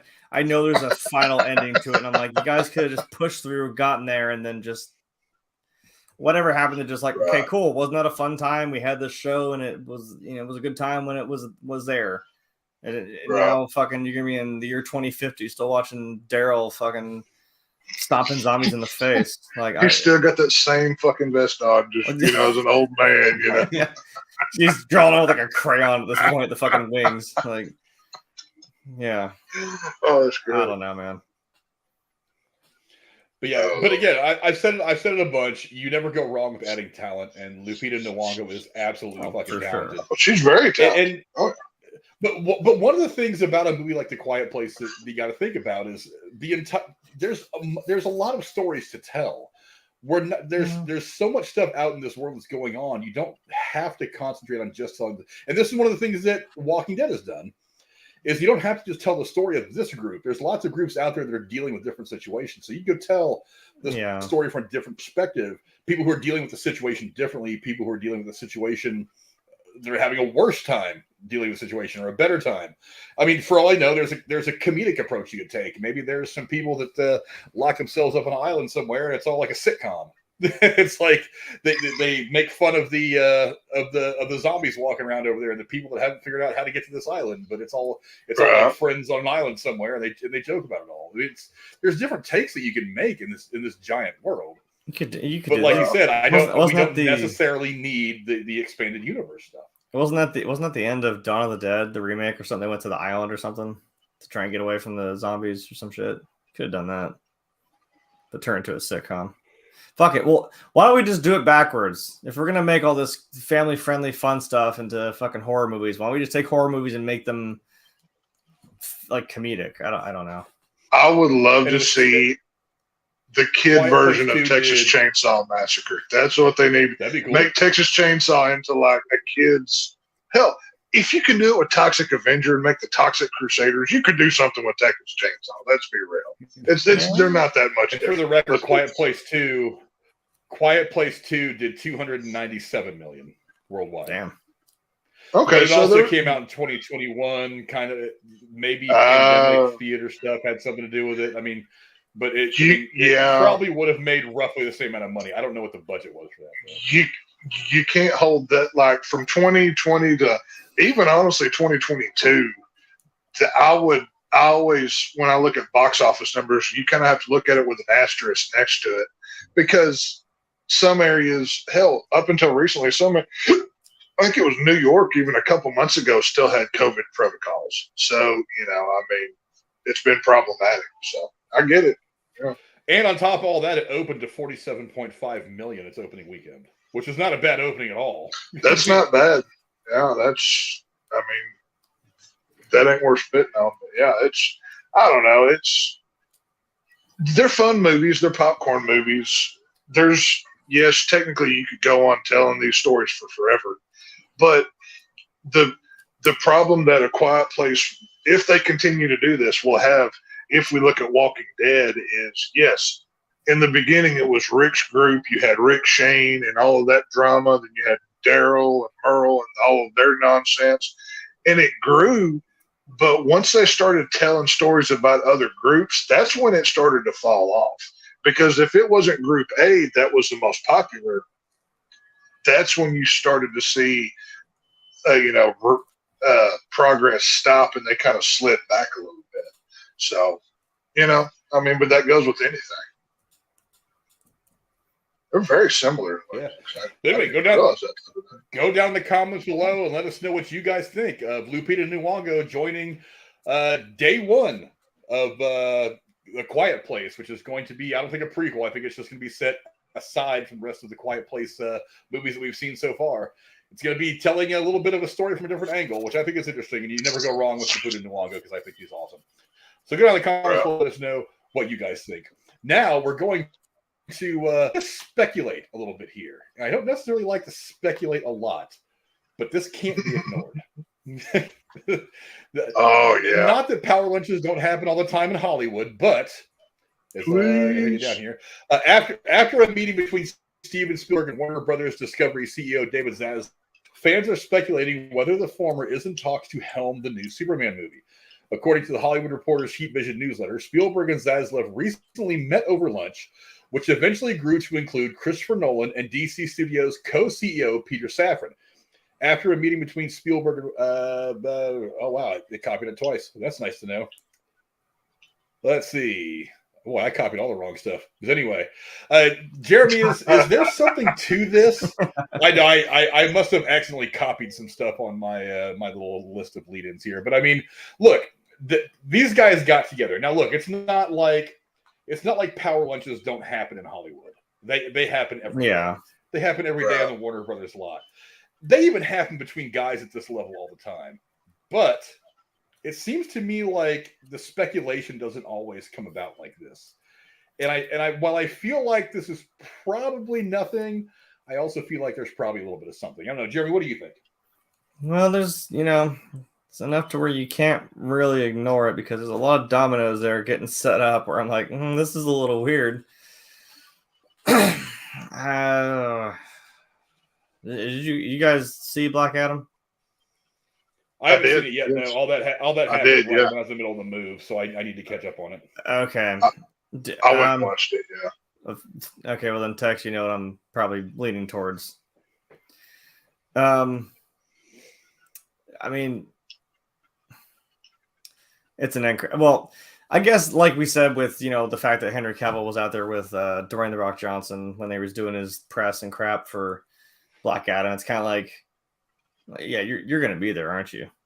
Yeah, we know. I know about the post-credit scene. I mean, okay, good. I can ruin it. Anyway, spoilers. Superman is back. Oh, that came out. That came out probably a week before Black Adam released. I'm just saying, it's not like we didn't know. I mean, at the cost of apparently Geralt for The Witcher, but whatever. Could have waited. But I'm assuming, I'm like, well, given the fact that happened, I mean, that Superman's, I guess, kind of back in a way. Maybe that does mean something. I don't know where we go from here because my point is, does it really matter? Because you kind of did Ben Affleck dirty. I mean, who can I really get excited for Superman if there's no Ben Affleck Batman? If we're going to keep doing this, I don't. If you believe the rumors, Affleck re-signed with WB to bring back his version of Batman now. If it's his version, I mean, because like we said, we've said it so many times. He wrote some fucking badass shit for Batman. He was passionate about it. I haven't seen do his thing. I haven't seen like Variety or Hollywood Reporter or whatever come out and say Affleck back for 5-year deal. But there's been a lot of people that have been right about a lot of things have already said that Affleck has signed a new contract with Warner Brothers, and if so, that makes me happy as hell because he's my favorite Batman. And that's his Superman with Henry Cavill. That's what I mean. So, like, if what are we doing here? If we don't have, we've compared them to the Avengers before. It's like, who's the Star Spangled All-American leader? Yeah, Captain America, Superman. Who's the one that we really know is the leader? Who's got the billionaire cool toys and shit? Yeah, Tony Stark, Bruce Wayne. I'm like, yeah. Well, what's your Justice League without Batman? That's what I'm saying. So. We still have Aquaman. We still have Wonder Woman, I think. And I guess now we have Henry Cavill back, and I don't think we really had the Flash, but that's a different story. We still have Cyborg. We could, I don't know. Hopefully we do some more shit with you can still bring in Green Lantern. I mean, shit, maybe if we finally do that shit with Martian Manhunter, like we saw from the Zack Snyder cut. If we start gathering, we even have Hawkman. I'm like, for fuck's sake, we have all these things we could be doing here that I hope we're going to do. And if this is, like Frank was saying, if this is anything to maybe start speculating about, maybe we're on track again. I like to be the hopeful DC Cleveland Browns fan. Like, come on, this is the year. Let's go. But I won't be disappointed if nothing happens. It's really wishful thinking to think Steven Spielberg would do a DC film. As much like Jeremy just said, I'm taking that with a pound of salt, not just a pinch. But that could be incredible. I mean, think about it. I mean, Man of Steel is my favorite Superman movie. There's no comparison. I love Zack Snyder and what he did with Superman. But if we want to see the hopeful Superman, the Man of Tomorrow, the whatever, I can't think of anybody better to do the job than Spielberg himself. I mean, fuck, look at the movies he's made. Now, the paycheck, I bet you it would cost as much to get him to make this movie as probably the movie would cost. But that's okay if it's worth it. And if Zaslav was talking about one event cinema, could you imagine what bigger event could you think of than a Spielberg-led Superman film? I mean, Marvel hadn't done anything nearly that big. The Russo brothers or whatever, they ain't no Steven Spielberg. If they can land him, that would be huge. It probably wouldn't be for like a 5-film deal, maybe a one-time thing. But Superman is perfect for Spielberg. I'm down for it. You know what else you're supposed to be doing, Spielberg? You're supposed to be making the sequel to this movie, God damn it. There's the book out. It's all there. Oh, I'm sure that's coming. Oh, Wait, see, that's interesting to point that out because Ready Player One is the kind of movie that kind of done before at a couple different levels. Because look, at this point, who is better than Steven Spielberg at this point? I mean, you could throw some names out there just for the sake of he's a Hall of Famer, like Ron Howard or whoever, sure. But there really is no Spielberg. I mean, the guy's done it all. At this point, Spielberg's playing with house money. He doesn't have to do anything. He's doing it all right now just to prove to everybody else why he's better than everybody else.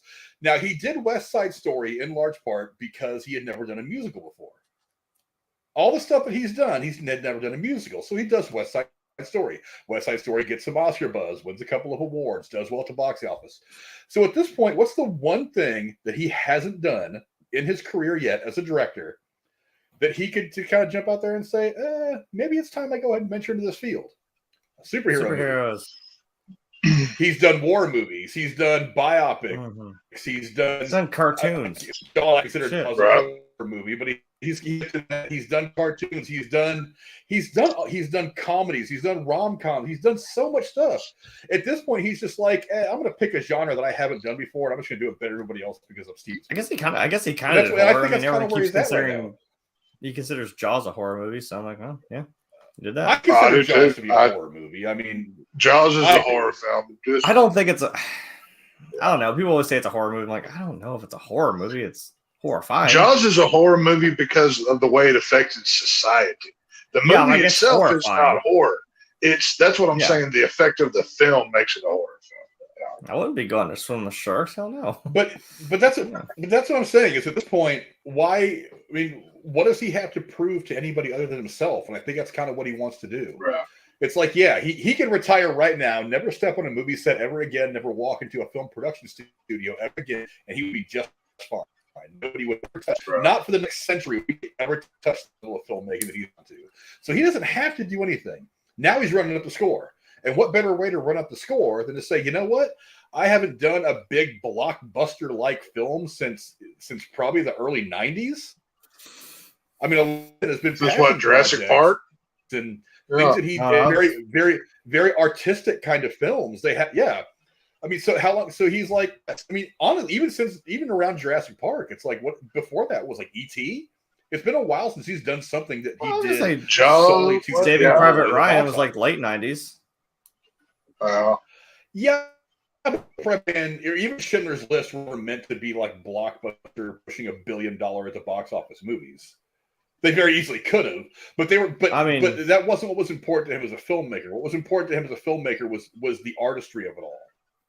Oh, the stories. That's why they always say it's Artistry Spielberg's war. The How many artistry of things? these films was much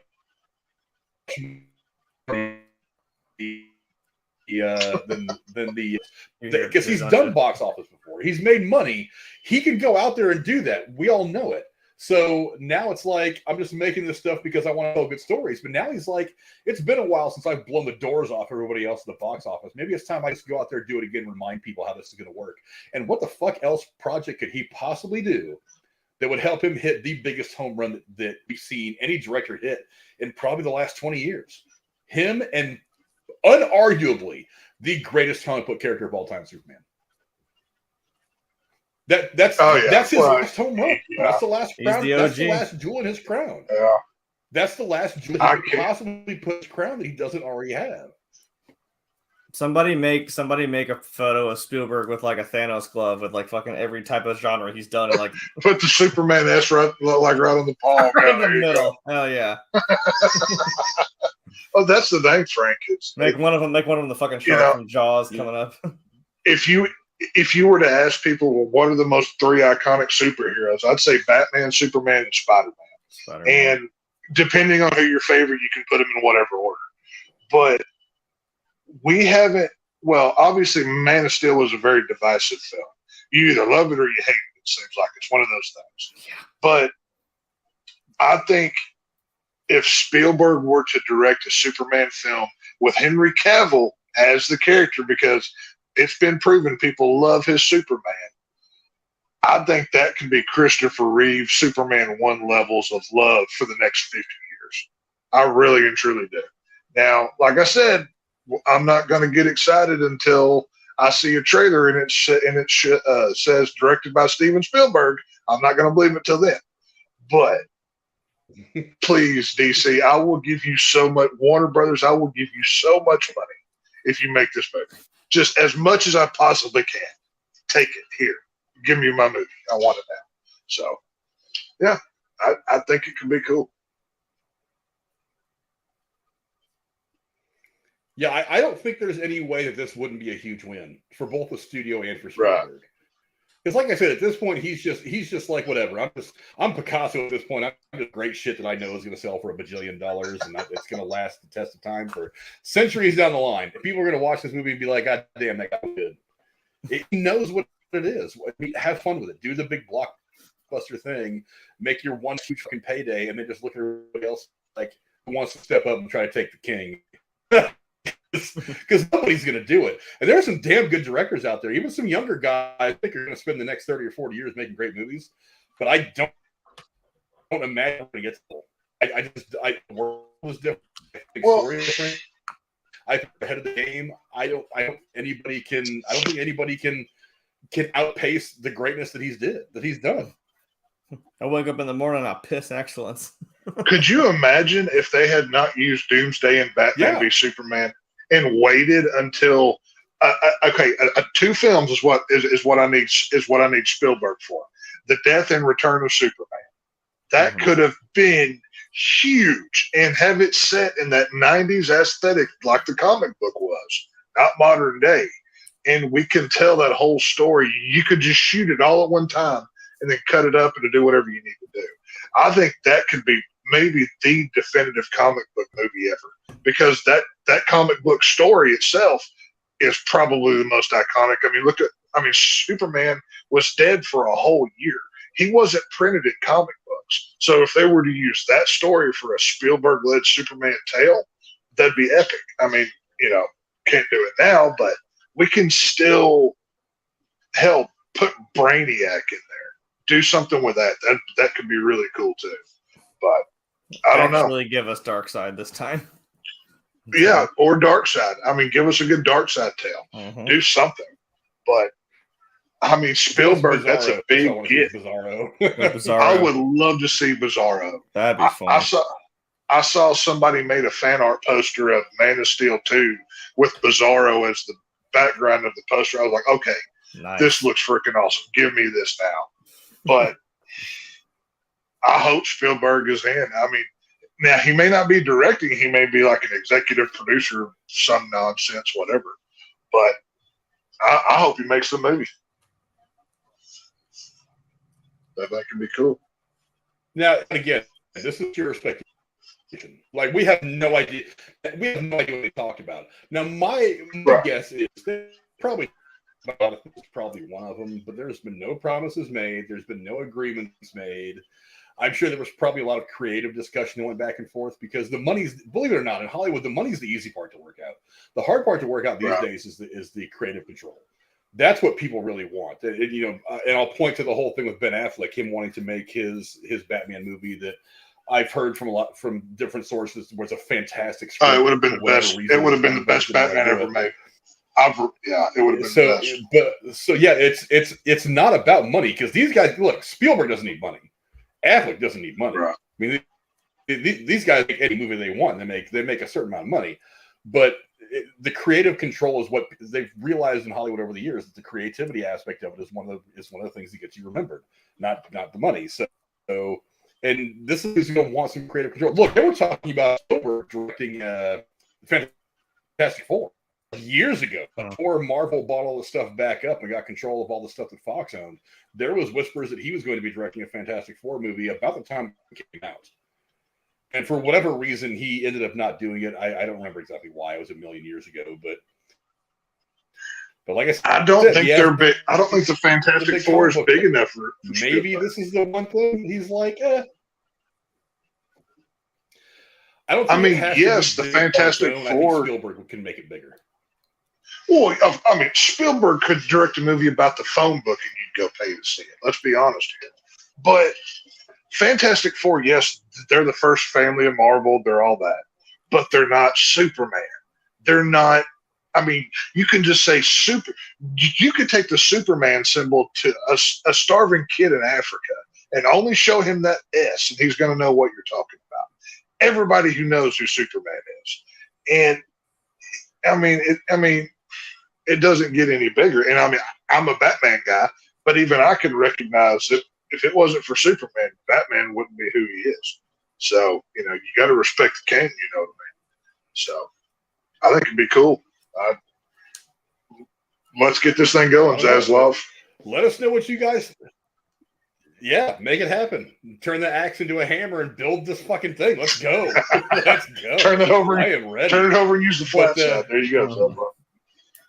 Yeah, but go down the comments below. Let us know what you guys think. Was this power lunch between the DC brass and Steven Spielberg? Was it just some heavy hitters in Hollywood getting together over a hot dog and some sauerkraut and shooting the shit? Or was there some discussion going on about Spielberg potentially popping into the DCEU? Maybe not to run the whole, at least maybe do a Superman. I have a feeling what pops on this is going to pop over the next year. If anything happens, it's going to happen. It's going to. Hey, look, Comic-Con's only what, 8 months away, 9 months away. I mean, look, DC's been looking to make a big splash at Comic-Con for a while. Marvel won Comic-Con again this year without even really trying. Can you imagine if they walked out there and said, "Oh, by the way, we're making a Superman film, and here's our director and our actor." They march out Henry Cavill arm in arm with Steven fucking Spielberg. Marvel would just walk away. Marvel would be like, okay, Kevin Feige would probably take off that black ball cap. We can't do it. Yeah, Kevin Feige would take off that black ball cap of whatever movie they're making that week and throw it on the floor and stomp on it because DC just got Spielberg. So, yeah, that's a loss for them. That's exactly. And look, and if you want to look, I don't like the idea of DC trying to get back the game with Marvel. I think they tried that by running to a Justice League movie and it didn't. If you were going to do it, this is one. You bring that big, heavy bat and you swing hard and you really connect. And this is how they could do it. Again, I don't really know what this all means. Could just be a bunch of rich guys getting together and talking about how much they enjoy all the money they've made from us. But I don't know. I feel like there's at least some talking that happened that could help us out to get Spielberg into DC. But anyway, go down in the comments below and let us know what you think. Now, we're going to move on to our last topic tonight. Don't forget to vote in the poll. Right now, it's a dead heat. It's 50-50 with 12 votes. So if you haven't voted in the poll, go let us know. Are you excited for a Twister sequel? Jeremy's voted. Text me. I need you guys to go vote so we can break time before the show's over. And into that, as I bring up my lead-ins again. I tried to make it something that would entertain Jeremy. So. But anyway, Universal Pictures and Amblin Entertainment are meeting with directors, hoping for a spring start on Twisters. That's going to be the name of the movie. It's just Twister with an S. A big-scale sequel to the 1996 storm-chasing blockbuster. Sources said that the hope is to bring Helen Hunt back with a drama that focuses on the daughter she had with the character played by the late Bill Paxton. She has caught the storm-chasing bug her parents had in this movie, of course. Among the directors under consideration are the Oscar-winning Free Solo team of Jimmy Chin and Elizabeth Chai Versali. I know I pronounced her name wrong, but that was actually a very good documentary if you haven't seen it. It's on a couple different streaming platforms. Dan Trachtenberg, who most recently directed the Predator reinvention Prey, and before that, 10 Cloverfield Lane, and Travis Knight, whose recent animated films were Missing Link and Kubo and the Two Strings. It's not surprising that they would want to revive Twister. The original film was a huge hit, grossing more than $494 million worldwide, pushing the envelope on visual effects and featuring a cast that included Philip Seymour Hoffman and Todd Field. Jeremy, I saved this from last week because I wanted your take on this. What do you think of a sequel to Twister, yay or nay? It's funny because you said, hey, the original movie was a hit. It made this much money. Yes, leave it alone. Holy shit. Just fucking can't. My God. I know we keep saying, well, you've always got the original. I'm like, I can't enjoy the original when when the other one is standing over there in the corner of the room eyeballing me like, yeah, did you see it? Did you see it? Fucking Christ. They took our jobs. Sorry. Yes. Okay. It's over there like a fucking cow. It's over there like a damn cow. I can't ignore it. Just flying in a circle. Ah, that's the same cow. Son of a bitch. There you go. There's your joke. Whatever. God, I can't even be happy about any of this shit anymore. Actually, no, I'm white. That wouldn't work. I can I have a thing of Danny Glover so I can be like, I'm getting too old for this shit. Yeah, we'd get canceled for that. We can't do that. I'd get canceled for blackface probably, but it's fucking all right. Too bad. It's a joke, people. I don't think you understand how comedy works. Sure, you have your premise there. I can believe, sure, they had a daughter, and she's. I mean, if you are the daughter of Bill Paxton and Helen Hunt's character in that movie, you're for damn sure out there fucking looking at tornadoes and shit. You're from. They're in the middle of the country, but that's a Midwest thing. It starts raining, you're like, "Whoo, I'm gonna go outside and go look at it because we're stupid." But yeah, okay. I don't know what else are we gonna. What? Okay, what? There's tornadoes. There's cows. Do I really care what her daughter's doing? Maybe there's a magical tornado that took Dorothy, the machine from the first movie, right? And they've been looking for that machine all these years. And there's one magic tornado that finally spits Dorothy out. Did they have to go find it or something? I almost got triggered as fuck because I forgot they called it Dorothy, but I'm like, oh yeah. I was like, no, don't tie these together. God damn it. I was like, I forgot I'm not putting fan fiction into this one. I'm going off of the actual source. I forgot the damn machine was called Dorothy. Right. Yeah. The tornado shared universe. Right. The tornado verse. The tornado verse. Oh, hey. I love it already. It could be a verse. One of them has fucking sharks in it. I don't care at this point. Oh my God. Can we bring Sharknado into this? Holy crap. Please, why not? Yes, please. Take my money now. I'm done. Let's just spin the damn wheel and just see what we get. Or you know what? No. Let's have fun with it. It could be a cow-nado. Fuck it. It could be a cow-nado. Oh, and it's there's milk that's floating inside of it. Instead of the water, it's just fucking. It goes to a dairy farm and it becomes a fucking milk spout. I don't know. Oh my God! Yeah. I see Texas wheels just turning in his head. I'm gonna have to. I'm gonna start writing the script when we end this show tonight. I'm gonna have a pitch for y'all next week that Jeremy's probably gonna cuss me for, but it's gonna be hilarious. Don't you dare put me as a fucking producer credit for this or something. Hell no. Based on an idea by, don't put my name on that. Even if it sells, I'm like, nope, I want nothing to do with that. Well, I mean, but like I said, let's be real.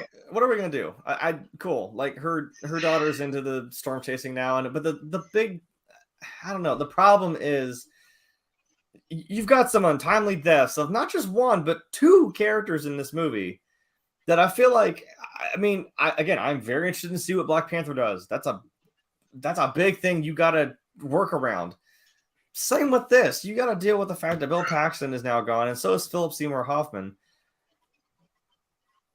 I don't know. What charm is there going to be? I mean, you can't tell me you wouldn't want to go hang out with those guys. Even if they're out there chasing tornadoes, screw it. You'd want to go hang out with them for a while.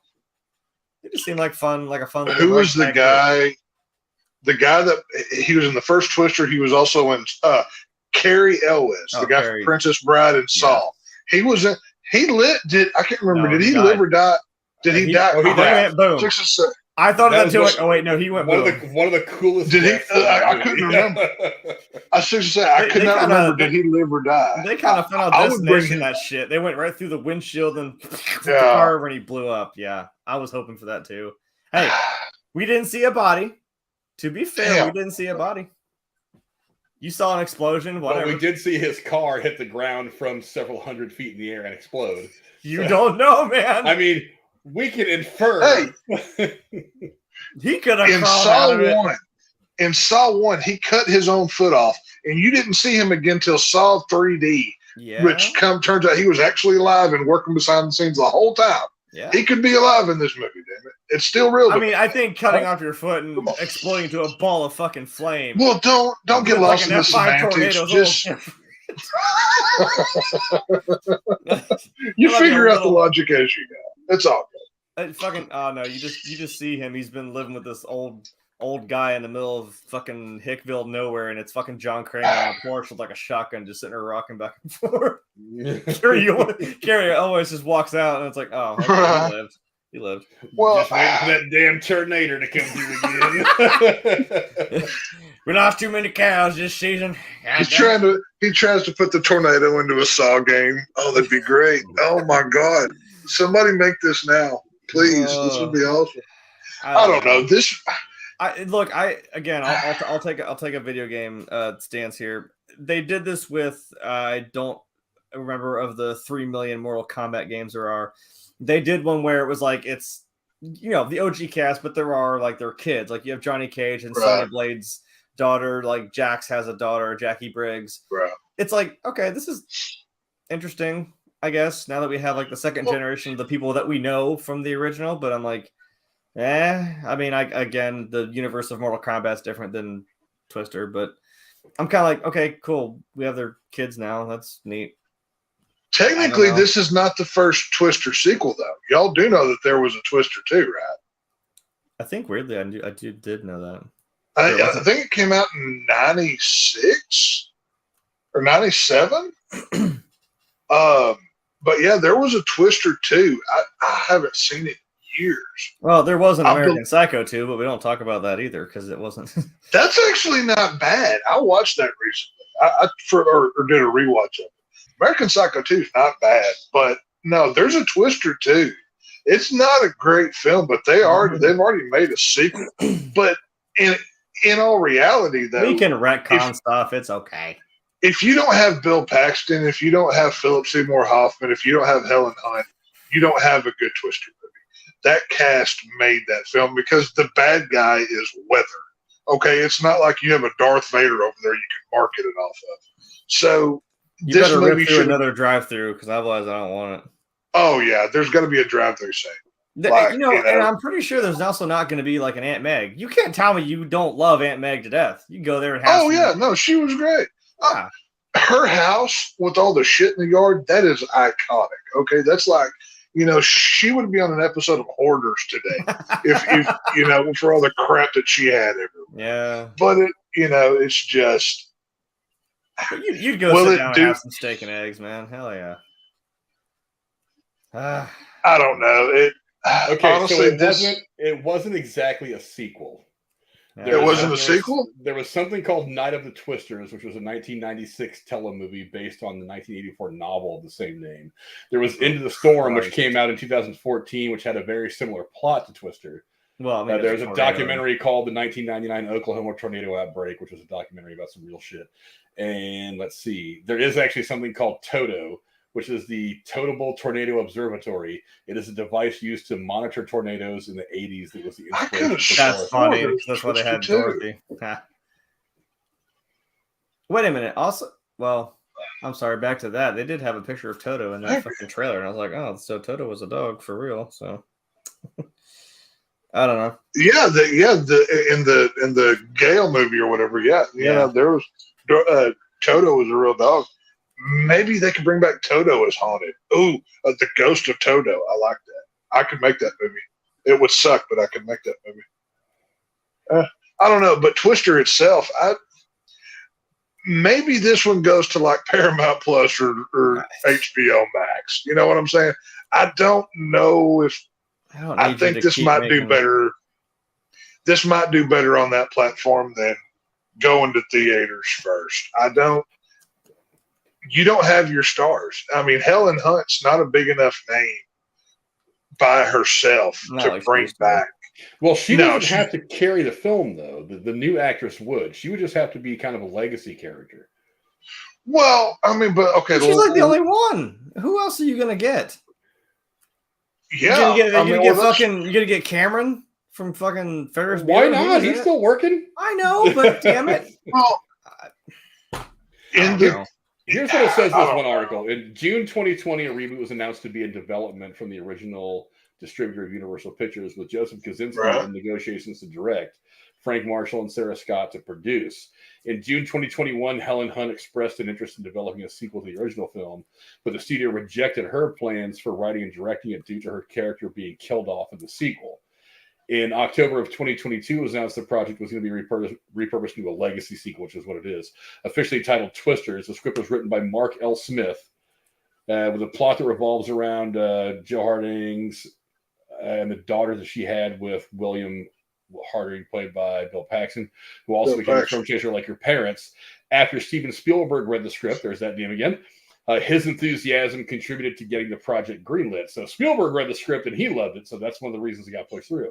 The studio is actively in search of a director after Kosinski stepped down due to scheduling conflicts. With principal photography in early 2023, the project will be a joint production between Universal, Amblin, and Warner Brothers. Okay. That's all that's really known about the sequel right now. Well, okay. Again, I guess, are we going to speculate here? But I'm like, what would we do now? Because, I mean, I'm assuming the daughter's probably, she could be in I don't know her. How old is Helen Hunt now? I don't fucking know. She's like 60. Okay, so let me go look real quick to make sure, because I don't want to be wrong and then over guess it by a lot, because I can't like Helen Hunt. You must be right. She's 59. Okay, so I almost put that right in the nose. So if I were to get, sorry, go ahead. No, so I'm trying to remember how old was she in Twister then? Fuck, she had to be like, she had to be in her early 30s, maybe. Yeah, she was in her early 30s. Yeah, early 30s. Yeah. So you probably have a daughter who's, well, I don't know if this is now, she could be in her 30s. So, but that's the thing is like, what are we going to do? Because like in the time the movie was made, it's like, that was kind of, I mean, they were trying to figure out how to study the tornadoes. Because I mean, really, what else was there to really, the big damn thing's coming. Get in the cellar, Dorothy.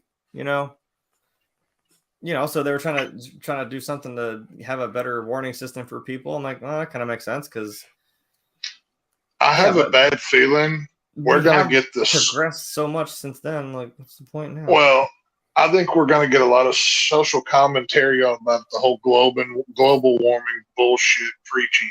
I think that's going to be in this movie. Maybe. I mean, I'm just calling it now. Even in that movie, though, they were kind of like, oh my God, there's like an unprecedented amount of storms right now. I'm like, the weird thing, like in the 90s, it seemed like there was a lot of damn tornadoes that were happening. This just feels like the perfect vehicle to push that climate, agenda stuff that always gets talked about every once in a while. Well, and since it keeps happening, it sucks that we had to keep mentioning it. It's like, well, and you do know, this is the lead's probably going to be this girl. So I'm like, okay, are we going to do the whole, hey, look, she's a woman. Do you get it? I'm like, yeah, I get it. I don't care. That's not the point. No, not just woman. She's strong woman. She has to be strong woman. Make sure that's it. Make sure to get that in. She's Joe Harding and fucking Bill's daughter. I don't think you can have a stronger fucking power child than that. Oh, well, what if they name her Dorothy?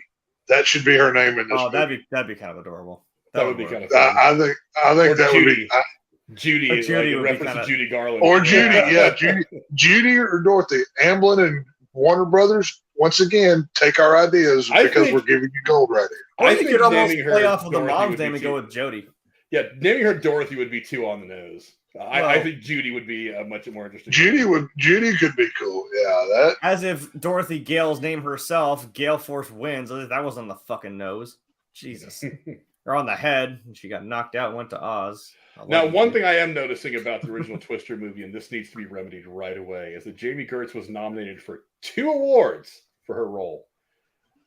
She was nominated for the Golden Raspberry for Worst Supporting Actress, and she was nominated at the Stinkers Bad Movie Awards for Worst Supporting Actress, and she won the Stinker Awards. Fuck that. I'm sorry. Look, first off, anybody was going to pale in comparison to Helen Hunt's portrayal in that movie. I'm sorry, that's just the way it goes. But come on, you cannot deny that one line is one of the best comedic lines to come out of movies over the course of like 20 years. She goes, "We got cows." We got cows. You cannot. I started the show with that. Yes, like I said, I started this show with that line because it's so iconic. I remember seeing that cow fly across a gigantic movie screen. You know, that's one of those scenes from the 90s that it's an essential viewing, material. There's no way around it. It's just incredible. I just wish they would have made this before Bill Paxton passed away. That's the one thing that really sucks, because if they had told, and of course I'm getting into hypothetical here, but if you've got Bill Paxton still alive, you can still have him working in the, scientific field of study of weather or something. And he has, tell the story of his new version of Dorothy, whatever, and he saves or whatever. You're basically remaking Twister, but it would have sold a lot better than I think this movie will. But we could have figured out the joke at the end. Who's running the data? Who's running the lab? Damn it, we could have got that joke. You still kind of could. I mean, with him gone, you could probably still be like, yeah, maybe she does run this lab now.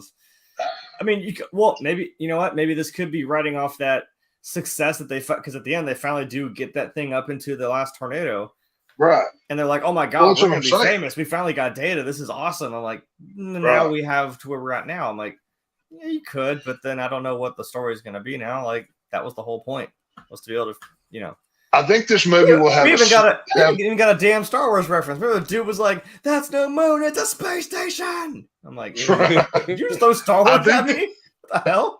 I think this movie will have a similar fate as the newest Independence Day without Will Smith or Jeff Goldblum in it. It's not going to do well.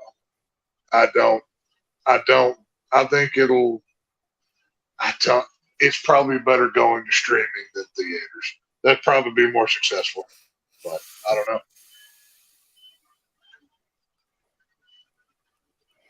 Yeah, I don't know. This could work. I think it could work. The thing is like, and this is one of the things that I'm looking for Black Panther. It's like, you have an actor who was really the face of this thing, no longer with us, unfortunately. We got to explain that. You have to tell me a good story, and you have to pay. You have to explain it. You have to pay rent. Because look, your one line of dialogue, look, he died. He had cancer. Car accident, whatever. I mean, your one line of dialogue and explaining why he's not there. The harder part is trying to pay tribute to him while you tell this continuing story of the world. That's one of the things I'm really looking for from Black Panther. It's one of the things that you would have to do as well with this movie. You would have to have a good story, and you'd have to make it a bit of a love letter to Bill Paxton and his character. That's one of the things I really loved about Ghostbusters Afterlife. That entire movie was a love letter to Harold Ramis. I loved it. That made everything about that movie that much better. You know what they could do? And they would have to do something similar to that with this movie. You know what they could do? Maybe she does run the lab, and she named it after him. She could name the research lab after him or something, since he died. There you go. Yeah. I mean, I'm all right with that. Bill Paxton's imprint if his imprint is not I mean, like Frank just said, he needs to be at the heart of this story. I mean, obviously Helen Hunt's as his co-star, but when I think Twister, I think Bill Paxton. And, that red Dodge pickup and everything else, like, it's just stuck in my head. I love it. And, I hope it does well because I love the first film. And I hope they keep kind of and I know it would be almost impossible to do, but try as best as you can to recreate the feel that the cast had in that movie. When they're at Aunt Meg's house and there's 15 plates of food everybody's eating, you feel like those people genuinely like each other, like they actually hang out.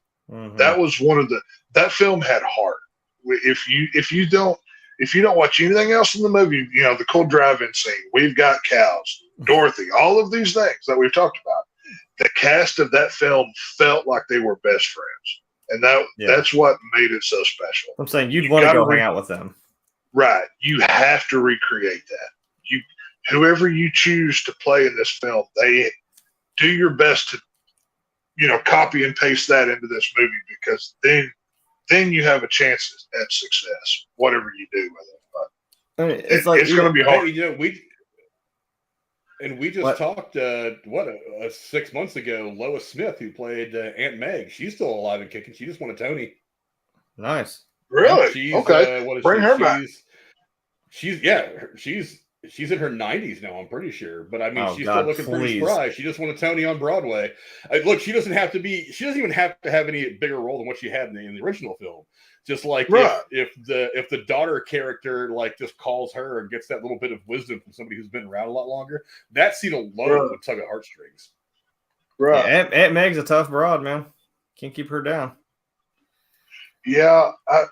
I was gonna say, like what Tex was saying, like even in the scene, like when they first start taking off driving, I'm like, you have like a little snippet of like each one, and they all kind of have their own little fun. Like they're all like Pritchard's listening to fucking like the William Tell overture, fucking Philip Seymour Hoffman's back there. He just flipped on a fucking TV. He's just rocking out, just like woo, yeah. And the two guys, the one guy and girl are sitting there like screaming Oklahoma. I'm like, yeah, they have their little things and they all have fun together.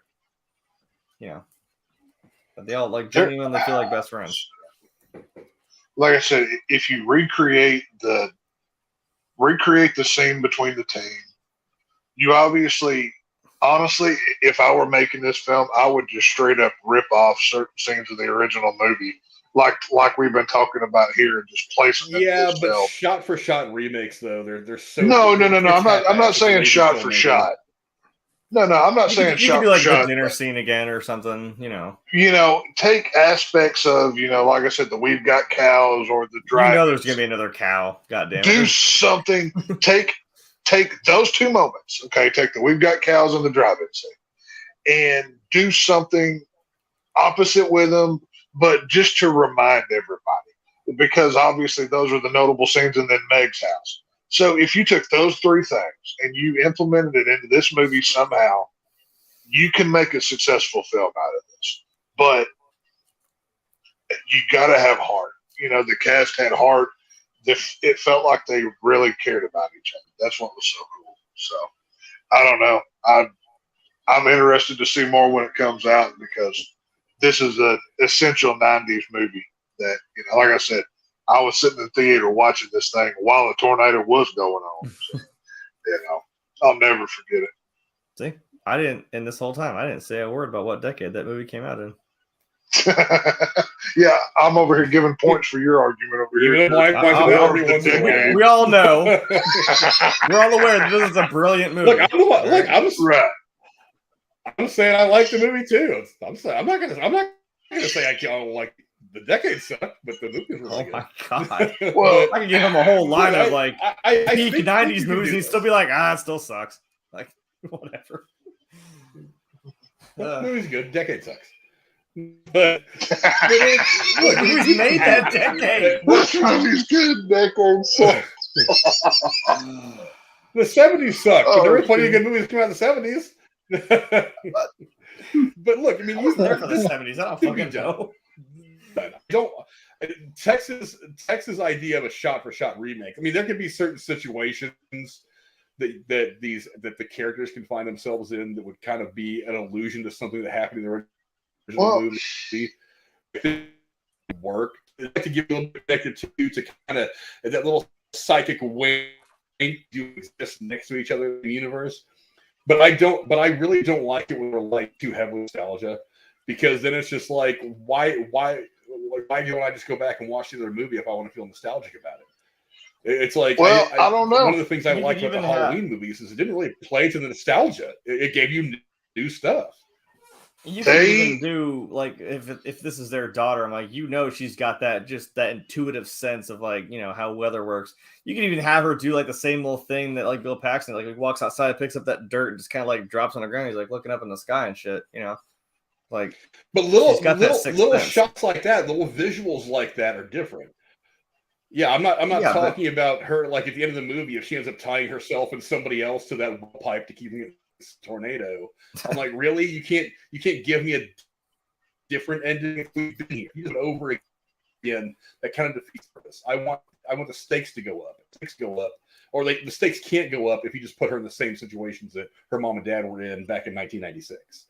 So I mean, it's one thing to have her that the visual of her holding up the dirt and watching it drop and looking off into the horizon to see to try to interpret it all and feel it all. That's fine. That would be a great image that gives you a little bit of a connection, like a cerebral connection to the past. But a shot-for-shot remake, I don't want it. I mean, that Footloose movie that came out a few years ago is a shot-for-shot remake of Footloose. And while I love the original Footloose, that other movie was just garbage. I'm like, you didn't do anything except go camera and just recite lines from the first movie. That's not new. That's not extending this universe out into a new story with new characters. You can even have her daughter have like that best friend who is kind of like Dusty, just like that over charismatic, like fun dude or girl. I don't care. That could be fun. And I will 100%. Just don't talk about the suck zone. I don't know. You'll rue the day or imminent ruinage. Imminent ruinage. The extreme. Imminent ruinage. Oh, he's gonna rue the day, man. I don't know. I think this sounds like a streaming movie more than big box office, tons of money at this moment. Now it could change. It could come. Oh, we have Helen Hunt. We've got blah blah blah blah blah. Whatever. But I don't know where you go with this story unless you either remake it or you just play the nostalgia cards. I don't really know. It's a tornado. I mean, there ain't much to it. Man. It's we've progressed enough to at least understand how weather works now. Like right. More so than we did in the 90s. So I don't know. I don't know what we're trying to do this time. Think about the differences in technology that they use between 1996 and now. That's what I mean. Because you can make the technology one of the stars of the movie. You could say, we can do something like this now that my parents couldn't do with Dorothy back in the day. We can get this data, or we can do it. I mean, nowadays they probably just fire a rocket into the fucking thing instead of having to strap it to a truck and drive in the middle of the damn storm. But or you just walk out there with a fucking bottle of Jack Daniels, drop the shit into the tornado.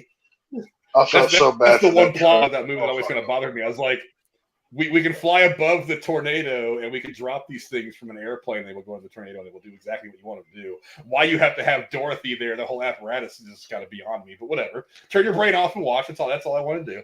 I still love the movie anyway. But yeah, I know there's things you can do to make this movie different, to make it unique, to put it along.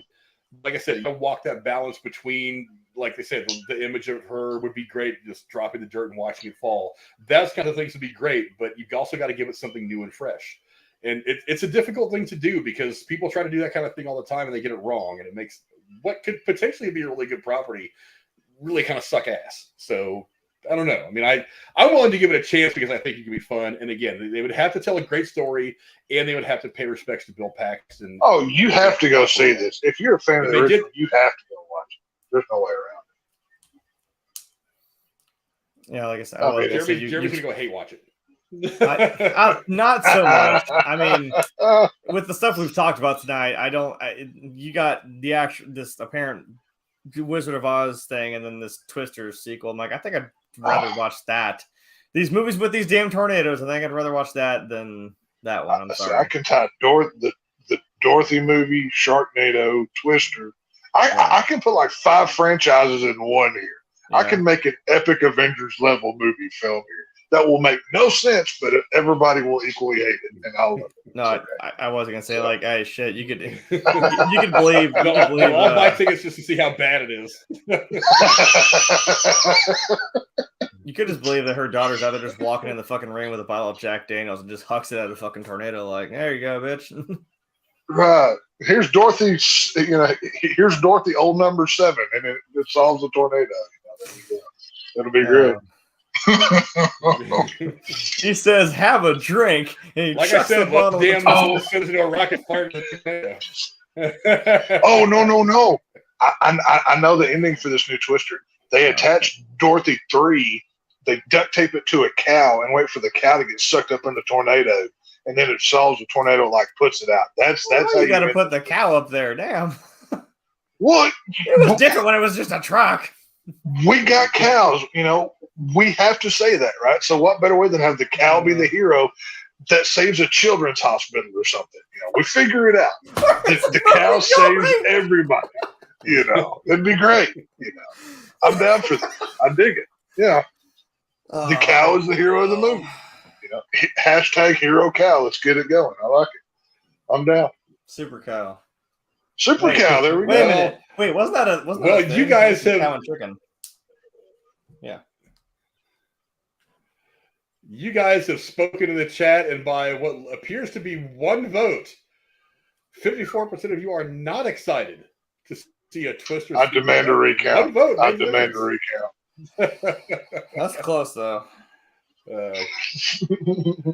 Clearly, these votes were counted in Arizona or Pennsylvania. Right. 6 and 8. Were these counted in Maricopa County? Because what kind of pens were used to tally these votes? Were they Sharpie or felt marker? I need to know right now.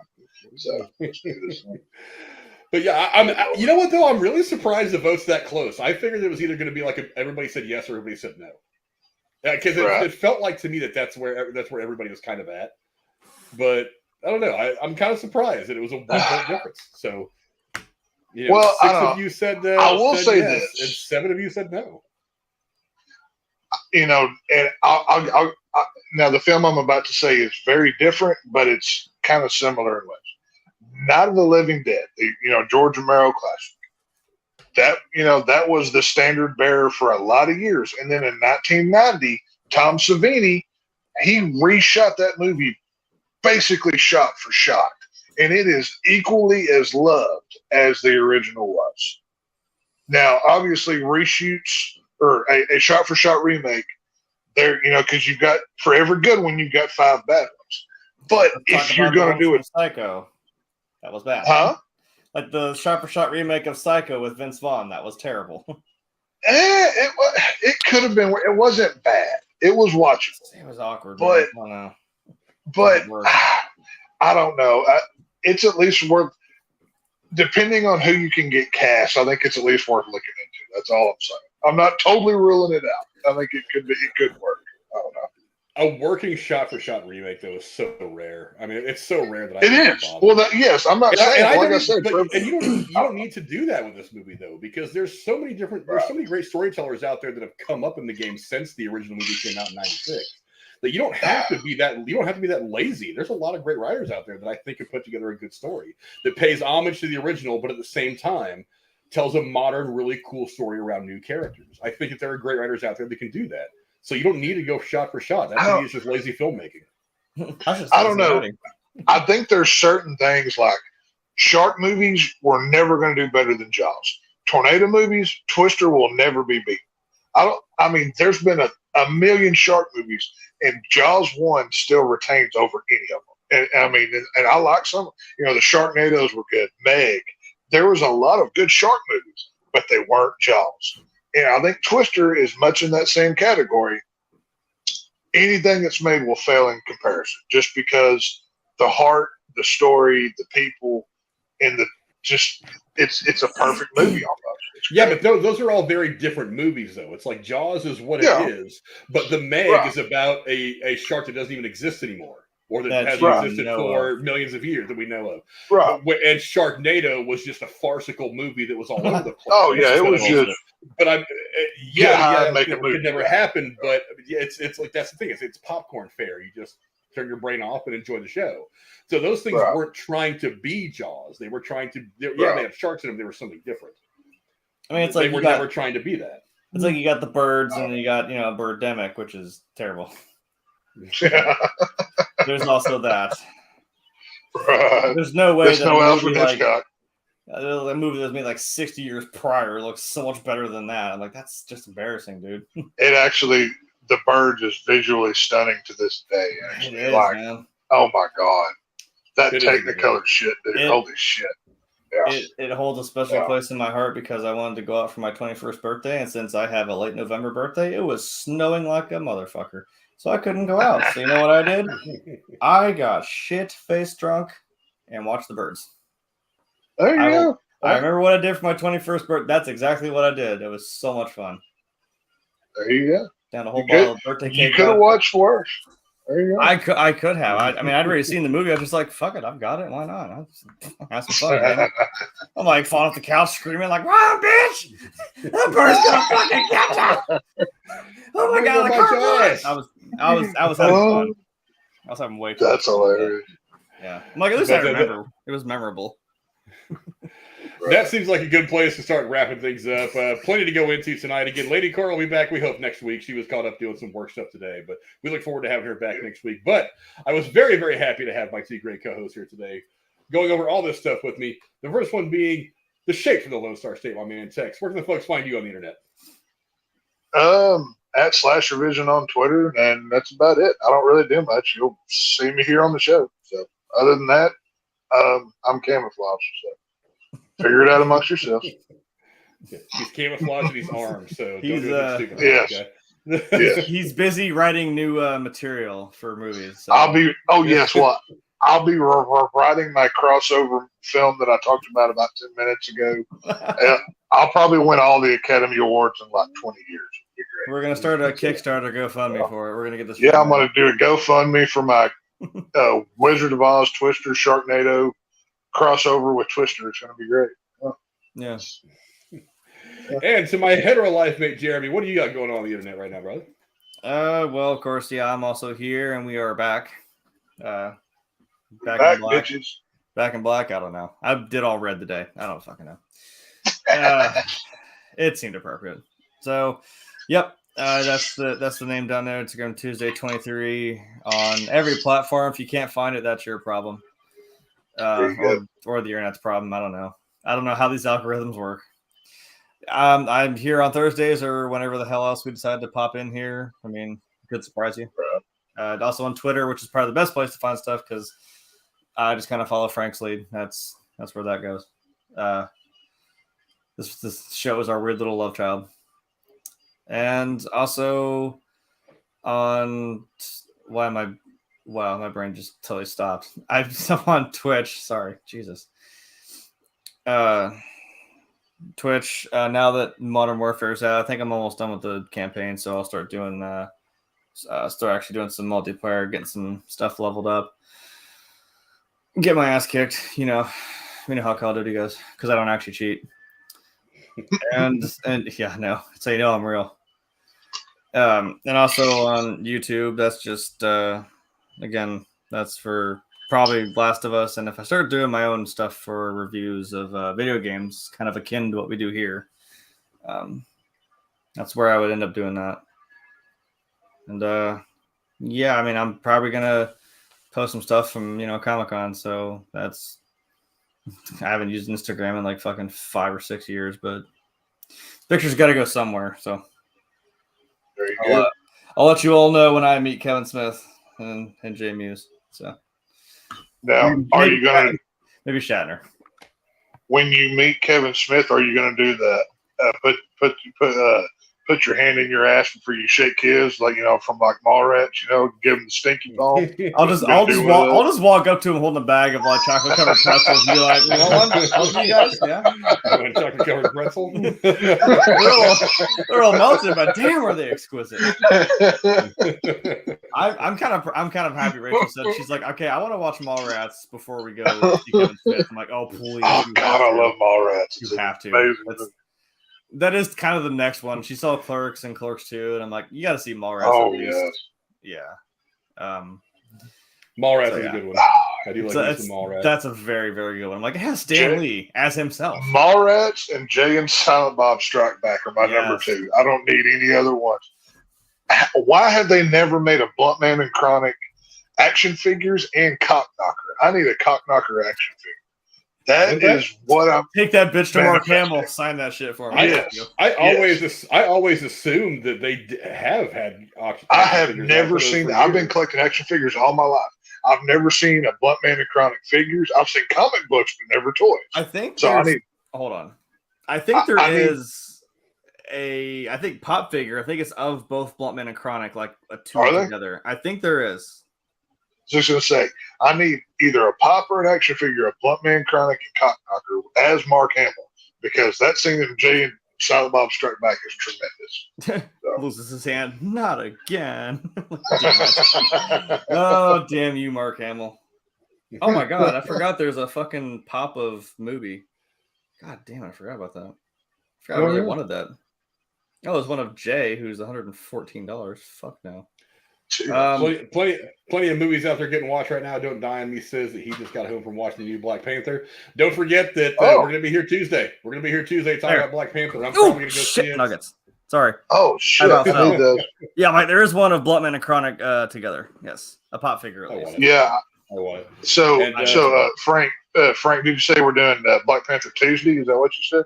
Yes. Tuesday night will be Black Panther Wakanda Forever's spoiler discussion. I will hopefully get that stream set up later on tonight. So come check us out on Tuesday. We'll be doing that next Thursday. We'll be back here. Derek Kantz also just said, wow, just finished Terrifier 2. And I need to catch up. Movie of the year. Movie of the year. I believe it. Hey,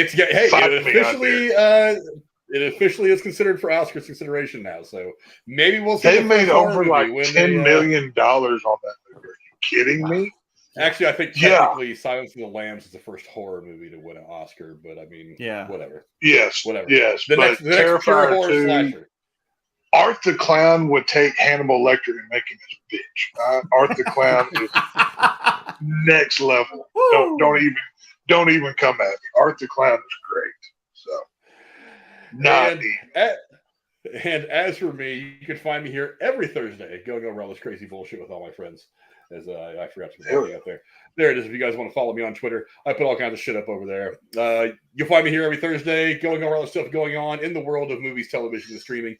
Like I said, we'll be here Tuesday breaking down the Black Panther Wakanda Forever. A whole lot of stuff that's already being talked about on that. I'm doing really, really good at avoiding spoilers. I need that to go until Saturday night when I go see the movie. We'll be here Tuesday. And don't forget to come back here and check us out on next Thursday to go over all the other stuff going on in the world of entertainment. And don't forget, next week we'll be back to giving away $25 for free movie tickets. So if you want to get in on that, join us on Patreon. It's $5 a month. You'll get your chance to win $25 to go see the movie of your choice. Wherever you want to go see a movie, whatever movie you want to go see, just go see movies. Theaters are the best place to go see movies. That's what that whole thing is all about. I want to thank all my great co-hosts for being such kick-ass guys tonight. We appreciate it. Again, Lady Cora will be back next week, we hope. And thank all of you for coming and hanging out with us. And until next time, see you later. Adios. Adios. See ya.